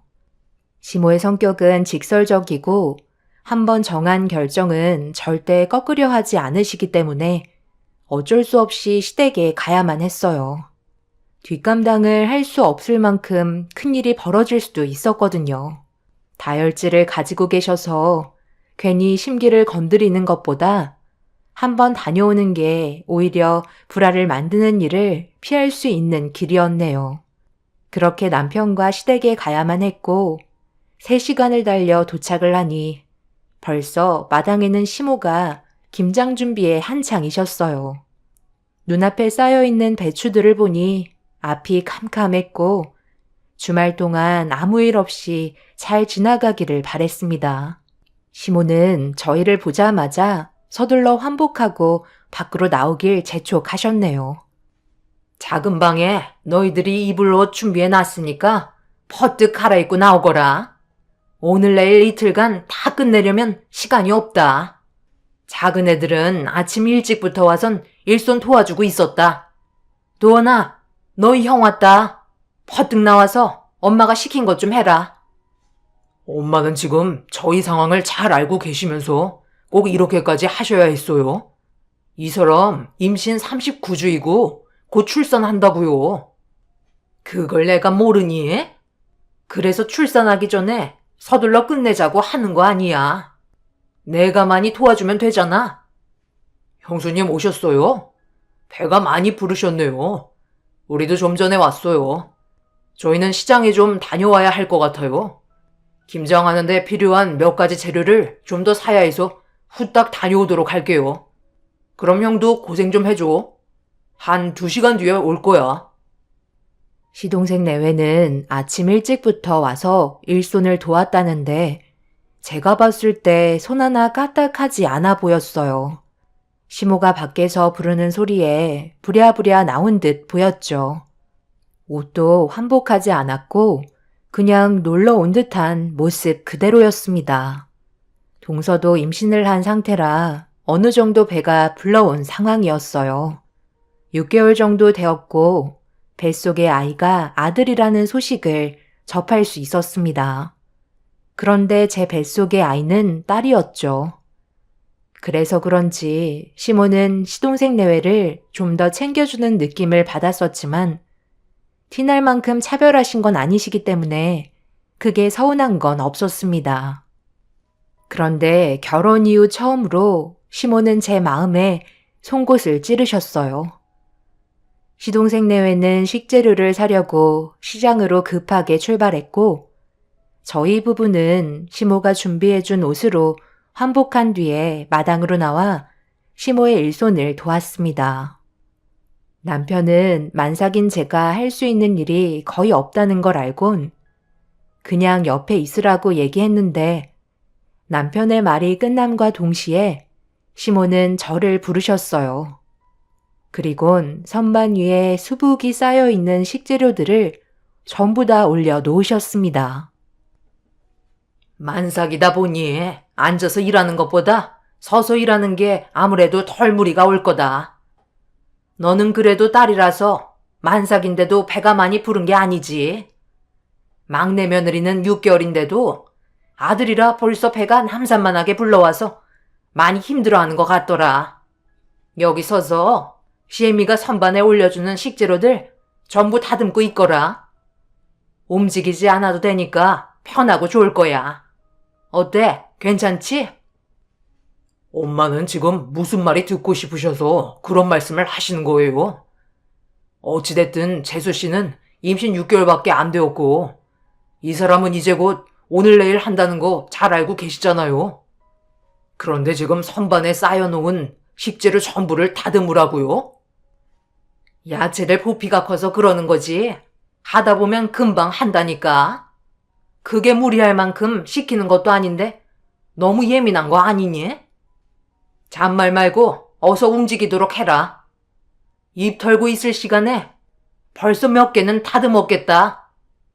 아들 너는 배추 다듬어서 전부 다 이리 가져와라. 서둘러 배추 차려놔야 내일 김장을 끝낼 수가 있다고. 매년 하는 건데 할 때마다 투덜거리지 말고 웃으면서 하면 안 되겠니? 엄마는 상식적으로 벗어나는 행동을 꼭 하시니까 저는 그게 불만인 것 뿐이에요. 이 사람 출산하고 명절날 다가오면 그때는 또 무슨 일 시키시려고요? 음식 만들라고 주방에서 나오지도 못하게 할 거잖아요. 매년마다 이런 거 꼭 해야 되는 거예요? 그냥 김치 사 먹으면 되는 거고 명절 음식은 시장에서도 많이 파니까 편하게 쉬면서 가족들과의 시간을 보내는 게 더 현명하지 않을까요? 사서 먹는 게 만들어 먹는 거랑 비교가 되니? 들어가는 정성 자체가 다른데 어떻게 그런 말을 할 수가 있는 거야? 여태까지 엄마는 너희들이 결혼하기 전까지 이 많은 것들을 혼자서 해왔어. 그때는 한 번도 주둥이 눌린 적 없었으면서 자기 와이프 생겼다고 고생하는 거 보고 싶지 않아서 이제는 사서 먹겠다고? 잔말 말고 시키는 일이나 똑바로 해. 한 번만 더 토달면 혼날 줄 알아? 시모는 화가 많이 났는지 남편에게 목소리를 높이셨고 분위기가 점점 험악해지자 결국 남편은 더 이상의 상황을 키우지 않았어요. 그런데 시모가 저희 부부에게 일을 시키신 뒤에 저희 앞에 의자를 가져다 놓으시고 자리에 앉으신 다음 누군가와 통화를 하기 시작하셨어요. 시모의 모습을 보면서 묵묵히 식재료를 다듬고 있는데 시장에 있는 시동생 내외가 일 처리를 잘하고 있는지 궁금해서 전화하신 것 같았습니다. 그런데 묵묵히 일을 하면서 듣고 있는데 동서와 통화하는 대화 내용을 들어보니 김장 관련해서 대화를 나누는 게 아닌 다른 이야기를 주고받으셨어요. 전혀 관련이 없는 내용이라 신경이 쓰였습니다. 남편은 저를 도와주려고 배추를 급하게 다듬는데 정신이 팔려 있어서 시모와 동서와의 통화를 잘 듣지 못한 것 같았어요. 그렇게 시모는 동서와 통화를 끝낸 뒤 또 다른 지인들께 전화를 돌리기 시작했고 한참의 시간이 흐르자 너무 오래 서서 일을 했는지 뱃속의 아이 때문에 허리에 무리가 오면서 아랫배에 반복적인 진통이 오기 시작했어요. 이게 진짜 진통인지 아닌지 헷갈려서 잠깐 쉬려고 옆에 있던 의자에 앉았는데 통화를 하시던 시모가 의자에 앉으려는 저와 눈이 마주치자 통화를 멈추시곤 저에게 쉴 틈 없다며 서둘러 일을 빨리 마무리하길 원하셨어요. 의자에 엉덩이 한번 붙여보려 해도 시모가 하도 눈치를 줘서 제대로 쉴 수조차 없었죠. 어쩔 수 없이 다시 일어나 식재료를 다듬고 있는데 그제서야 시동생 내외가 시장에서 볼일을 본 뒤에 시댁으로 들어왔어요. 그런데 꽤 많은 시간이 지난 만큼 식재료들도 상당히 많을 거라 생각했었는데 시동생 한쪽 손에 검은 봉지 하나가 들려 있었고 아무리 살펴봐도 사온 건 아무것도 없었습니다. 그리고 땀 흘리며 열심히 일하고 있는 남편에게 다가간 시동생은 들고 있던 검은 봉지를 내밀었어요. 남편이 건네받은 뒤 봉지 안의 내용물을 살펴보자 짜증 섞인 목소리로 한마디 했네요. 지금 이게 뭐야? 너 시장에서 필요한 것들 사러 간 거 아니었어? 그런데 지금 달랑 호떡 몇 개 사가지고 온 거야? 당연히 엄마가 시키는 거 전부 다 하고 왔지. 내가 힘들게 뭐하러 가지고 와? 배달시키면 되는 건데. 그리고 호떡은 형이랑 형수님 고생하니까 사가지고 온 거야. 우리도 시장에서 돌아다니는데 얼마나 힘들었는지 알아? 이 사람 다리 좀 보라고. 배가 워낙 무거워서 퉁퉁 부었다고. 생각해서 사왔는데 정말 너무하네. 내가 이래서 형이랑 별로 대화를 하고 싶지 않은 거야. 아주버님, 저희도 어머님이 시키는 거 하고 오느라 힘들었던 건 사실이에요. 그래도 고생하시고 계셨을까봐 당이라도 충전해 드리려고 호떡 사가지고 왔는데 고맙다는 말 한마디 정도는 해주실 수 있는 거였잖아요. 저도 이 사람만큼 서운하네요. 동서는 투덜거리면서 불만을 꺼내기 시작하자 시모가 고생했다고 시동생 내외에게 방에 들어가 쉬고 있으라며 땀 흘리면서 일을 하고 있는 저희를 무시한 채 집 안으로 들여보냈어요. 저희는 그 순간 기분이 정말 좋지 않았었고 남편은 결국 화가 치밀어 올라 시모에게 불만을 터뜨리고 말았습니다. 그런데 시모는 저희를 거들떠 보지도 않고 무작정 시동생 내외를 집으로 들여보내려 하고 있었어요. 남편은 시동생 내외에게 당장 일손을 거들라고 얘기했지만 믿는 구석이 있어서인지 말을 들으려 하지 않았고 분위기는 점점 안 좋아지고 있었습니다. 그런데 동서가 짜증 섞인 목소리로 옷만 갈아입고 나오겠다며 안 좋은 표정을 보이면서 들고 있던 가방을 선반 위로 올려놓았는데 잘못 올려놓으면서 가방 안에 있던 내용물들이 전부 쏟아져 버리고 말았어요. 그런데 그 순간 저는 바닥에 떨어진 물건 하나를 주워들었고 시동생 내외는 저를 바라보며 당황하고 있었어요. 정말 너무 어이가 없었고 황당해서 말도 제대로 나오지 않을 만큼 충격을 받게 되었네요. 동서, 지금 내 손에 들고 있는 이게 뭔지 설명 좀 해줄 수 있겠어? 시장에서 지금까지 뭘 하다 왔는지 이제야 알 수 있을 것 같네. 우리한테 왜 미안해하는지 충분히 이해할 수 있겠어. 시장을 시내까지 다녀왔나 봐. 둘이 즐거운 데이트를 즐기고 온 거야? 뭔데 그래? 이거 뭐야? 너 지금 시장에서 장 본 거 아니었어? 우리한테 거짓말하고 너는 지금 재수 씨랑 극장에서 영화 보고 온 거야? 그래서 우리가 도착했을 때 외출복으로 입고 있었던 거였고? 무슨 변명이라도 해야 하지 않을까? 아주버님, 그건 오해예요. 저희가 영화를 본 건 다 태교 때문에 그런 거라고요. 뱃속에 있을 때부터 문화생활을 즐겨야 아이가 좋은 영향을 받을 수 있는 거라고요. 저희 즐겁자고 극장 가서 영화 봤겠어요? 저희 후딱 옷 갈아입고 나올게요. 그럼 극장에 가서 영화 본 게 아이를 위해서 그랬다는 말이야? 동서가 보고 싶은 영화라서 본 게 아니고? 뱃속에 있는 아이는 양수가 있어서 소리가 더 크게 울린다는 말도 있던데. 그만큼 극장에서 울리는 소리가 아이한테 좋은 영향을 주지 않을 거라는 건 생각 안 해봤어? 내가 봤을 때 그냥 단순히 이번에 개봉한 영화를 보고 싶어서 계획한 걸로밖엔 안 보이는데? 애들이 다 생각이 있으니까 행동한 걸 가지고 뭘 그리 호들갑이야? 동생들 영화 한 편 보고 오는 게 그렇게 꼴 보기 싫은 거야? 그럼 엄마는 이 사람이 잠깐 앉아서 쉬는 게 그렇게 꼴 보기 싫으셨어요? 하나부터 열까지 전부 걸고 넘어가면 또다시 큰 싸움 날까봐 그냥 모른 척하고 아무 말 하지 않고 있었는데요. 잠깐 자리에 앉겠다는 거 그것조차 보고 싶지 않아서 어떻게 하셨어요?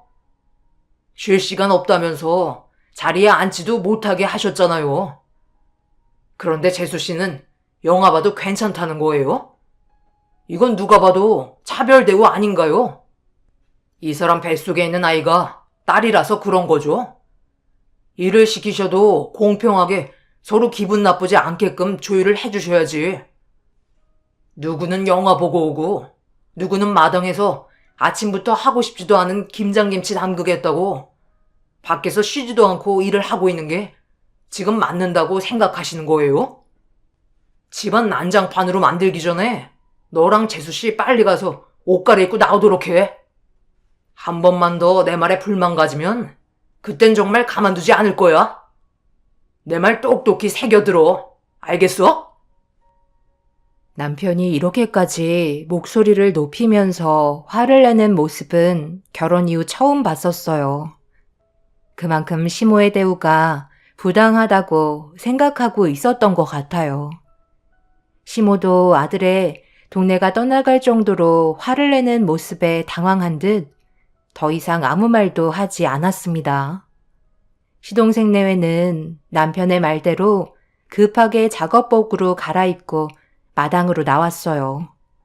그리고 한참 동안 일을 했던 저 대신 동서가 선반에 올려져 있는 식재료들을 다듬기 시작했고 시동생은 남아있던 배추를 다듬었습니다. 남편은 저를 데리고 방 안으로 들어와 누울 수 있게 자리를 마련해 줬어요.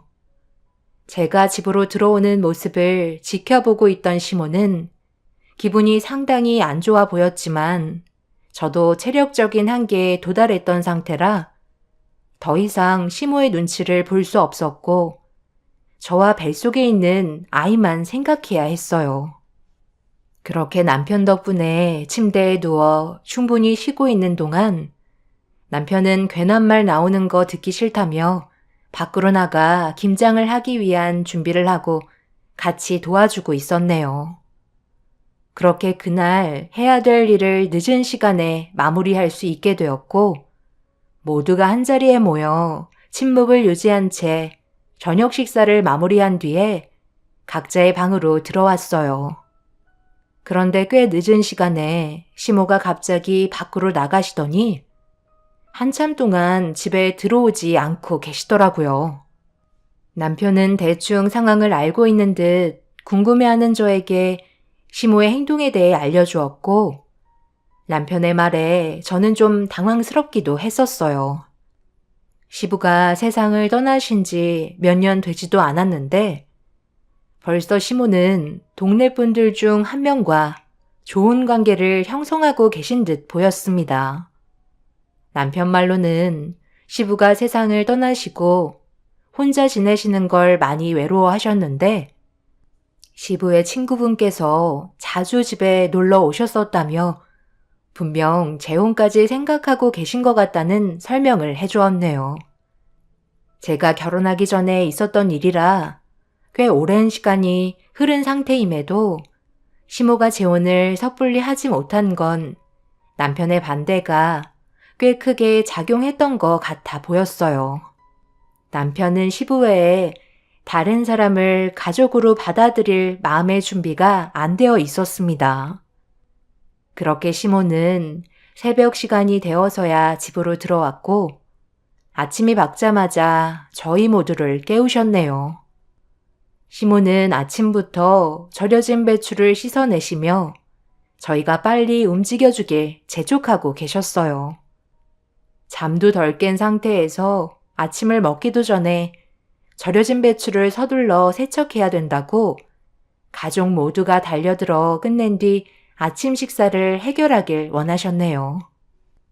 그렇게 정신없는 상황 속에 모두가 힘을 모아 절여진 배추를 씻었고 저는 씻은 배추를 남편에게 건네받아 쌓아놓고 있는데 갑자기 남편한테 전화가 걸려왔고 회사에 일이 생겼는지 급하게 서둘러 와주길 바라고 있었어요. 회사까지 차로 3시간을 달려야 하는데 왕복 6시간을 차에 있어야 하고 일이 언제 해결이 될지도 모를 상황이라 남편도 난감해하고 있었어요. 그런데 워낙 급한 일이라서 그런지 어쩔 수 없이 남편은 회사로 출근해야만 하는 안 좋은 상황이었습니다. 시모는 남편이 저를 데려갈까봐 회사에 가봐야겠다는 말이 끝남과 동시에 저를 잘 케어해 주겠다며 전에 있었던 일에 대해 사과를 하셨고 무리하지 않는 선에서 움직이게 하겠다면서 서둘러 회사로 출근하라는 듯 등 떠미셨네요.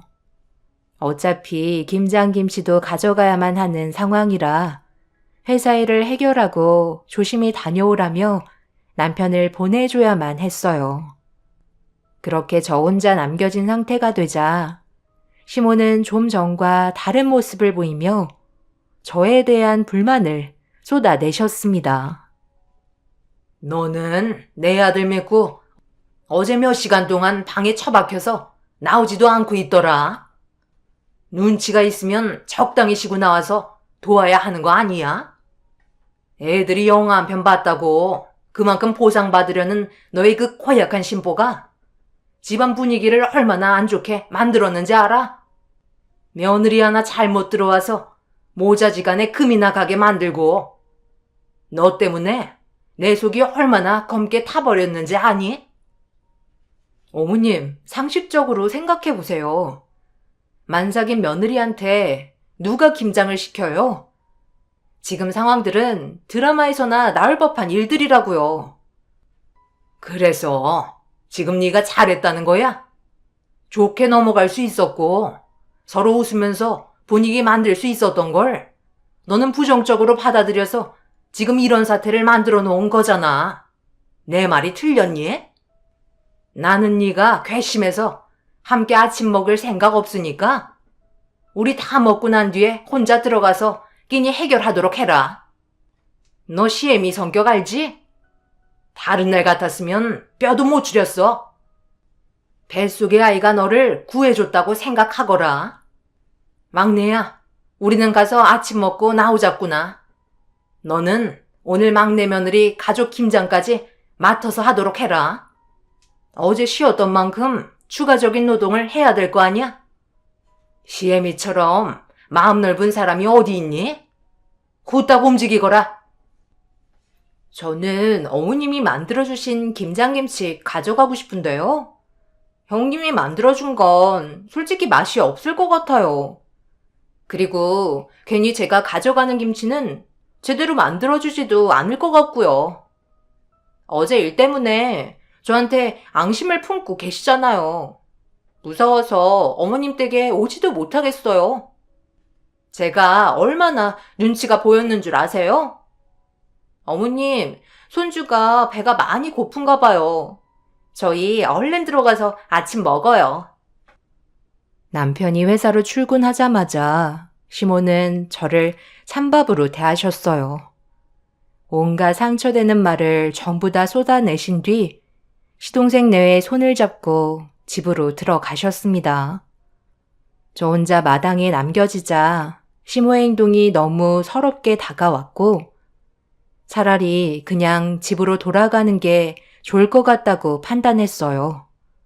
이런 식으로 대우받으면서 시댁에 있을 필요 없다고 생각했었습니다. 그래서 짐 싸서 나오려고 집 안으로 들어가려는데 누군가 대문에서 저에게 인사를 건넸고 고개를 돌려 대문 밖을 바라보니 시모를 찾고 계셨습니다. 남편이 회사로 출근한 건 어떻게 아셨는지 시모가 전화를 안 받아서 저보고 대신 좀 불러달라며 부탁을 하셨어요. 그래서 집으로 들어가 주방으로 들어가니 시모와 시동생 내외가 서로 웃으면서 아침 식사를 하고 있었습니다. 제 얼굴을 본 시모는 김장 준비하지 않고 왜 들어왔냐며 큰소리 치시더니 저에게 상처되는 말을 쏟아 부으셨어요. 저는 시모의 말을 무시한 채 밖에 어느 분이 기다리고 계신다고 전해드린 뒤 방 안으로 들어가 짐을 싸기 시작했어요. 그리고 시모는 제 말이 끝남과 동시에 급하게 방으로 들어가신 다음 몸 상태를 살피시곤 급하게 밖으로 나가셨네요. 저는 짐을 싸서 거실로 나왔고 집으로 돌아가려는데 현관문 앞에 반지 하나가 떨어져 있었습니다. 어디서 많이 본 반지여서 자세히 살펴봤는데 그 순간 너무 놀라 열려있는 시모의 방 안으로 들어간 순간 충격적인 걸 발견할 수 있었고 떨리는 손으로 물건을 주워든 뒤 비명을 지르고 말았습니다. 넋이 나간 상태로 거실로 힘겹게 걸어 나오자 비명 소리에 급하게 달려온 시동생 내외는 무슨 일이냐며 당황스러워하는 표정으로 바라보며 따라오기 시작했고 저는 마당에서 깔깔거리며 남자분과 웃고 떠들면서 김장을 하고 있는 시모를 향해 걸어갔네요. 고개를 들어 저를 바라본 시모는 가식적인 얼굴로 활짝 웃어 보이며 무슨 일이냐고 물어보는 말에 시모 앞에 있는 고무대야에 제가 들고 있던 자개함을 내려놓았어요. 그리고 낮게 깔린 목소리로 자개함이 왜 시모의 방에 들어가 있냐고 물어보았네요. 왜 이 자개함이 여기에 있는 거죠? 이건 어머님께 아니잖아요. 남의 물건을 함부로 손댄 건 명백한 범죄 행위 아닌가요? 네가 이걸 어떻게 알고 찾은 거니? 나는 그냥 아주 잠깐 착용해보고 싶은 마음에 빌린 것 뿐이다. 다시 제자리로 돌려놓으려 했었어. 그런데 잠깐만, 너 지금 시애미를 도둑 취급하는 거니? 너랑 내가 가족이면 빌렸을 수도 있는 거잖아. 저번에 저희 집에 오셨을 때 안방에서 나오시더니 왜 들어가셨는지 그때는 몰랐었는데 이제 보니까 상황이 이해가 되네요. 자기함 가져가려고 열쇠를 찾은 거였어요? 이런 충격적인 사실을 숨기고 그동안 아무렇지도 않게 뻔뻔한 모습을 보여주신 거예요? 당장 귀걸이랑 목걸이 자기함에 도로 넣어두세요. 그리고 반지 한 짝은 또 어디 갔어요?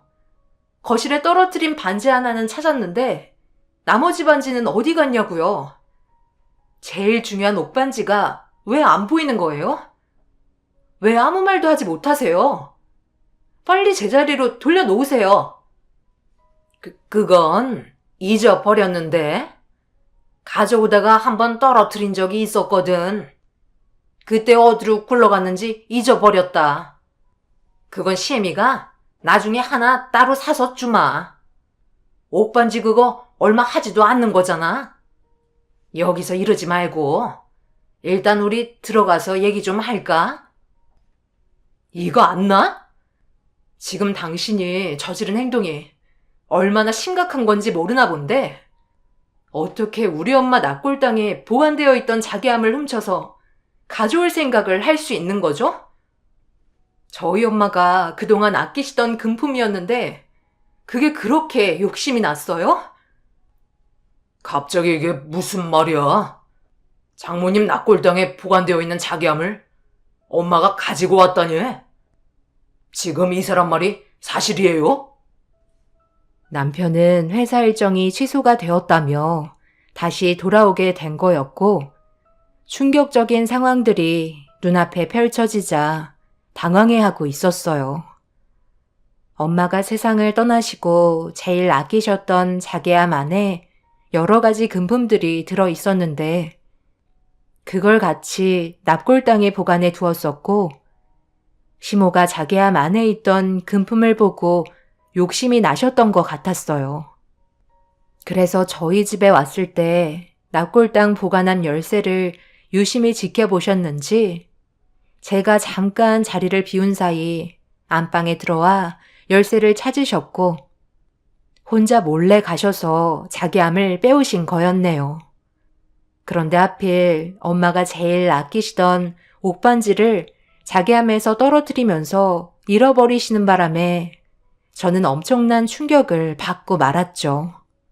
아빠가 세상 떠나시기 전에 엄마한테 옥반지를 선물해 주셨었는데 그때의 기억이 너무 행복하셨는지 살아계시는 동안 한 번도 옥반지를 손에서 빼지 않으셨어요.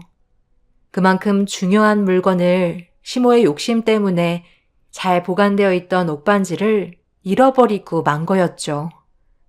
남편이 이 사실을 알게 되자 많이 당황했는지 아무 말도 하지 못한 채 변명만 늘어놓고 있는 시모를 멍하니 바라만 보고 있었어요.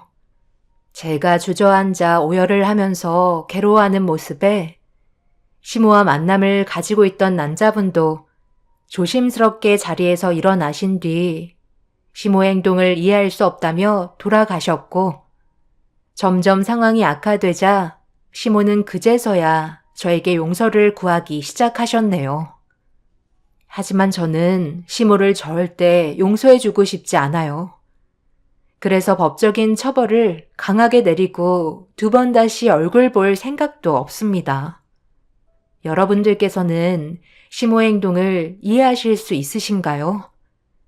시모는 어차피 세상 떠난 사람의 물건 그냥 방치되어 있는 것보단 잘 활용하는 게 좋지 않겠냐며 억울함을 호소하시고 계십니다.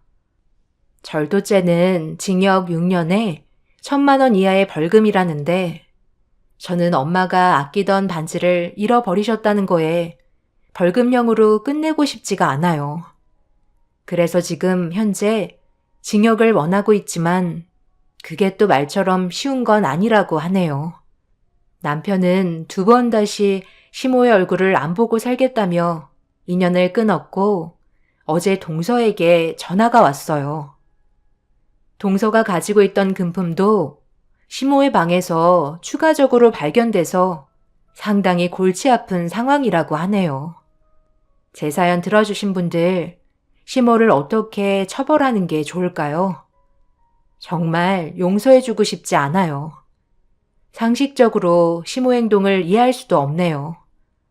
제 사연 들어주신 분들, 앞으로 저희 가족이 어떻게 이 상황을 헤쳐나가면 좋을지 의견 부탁드리겠습니다.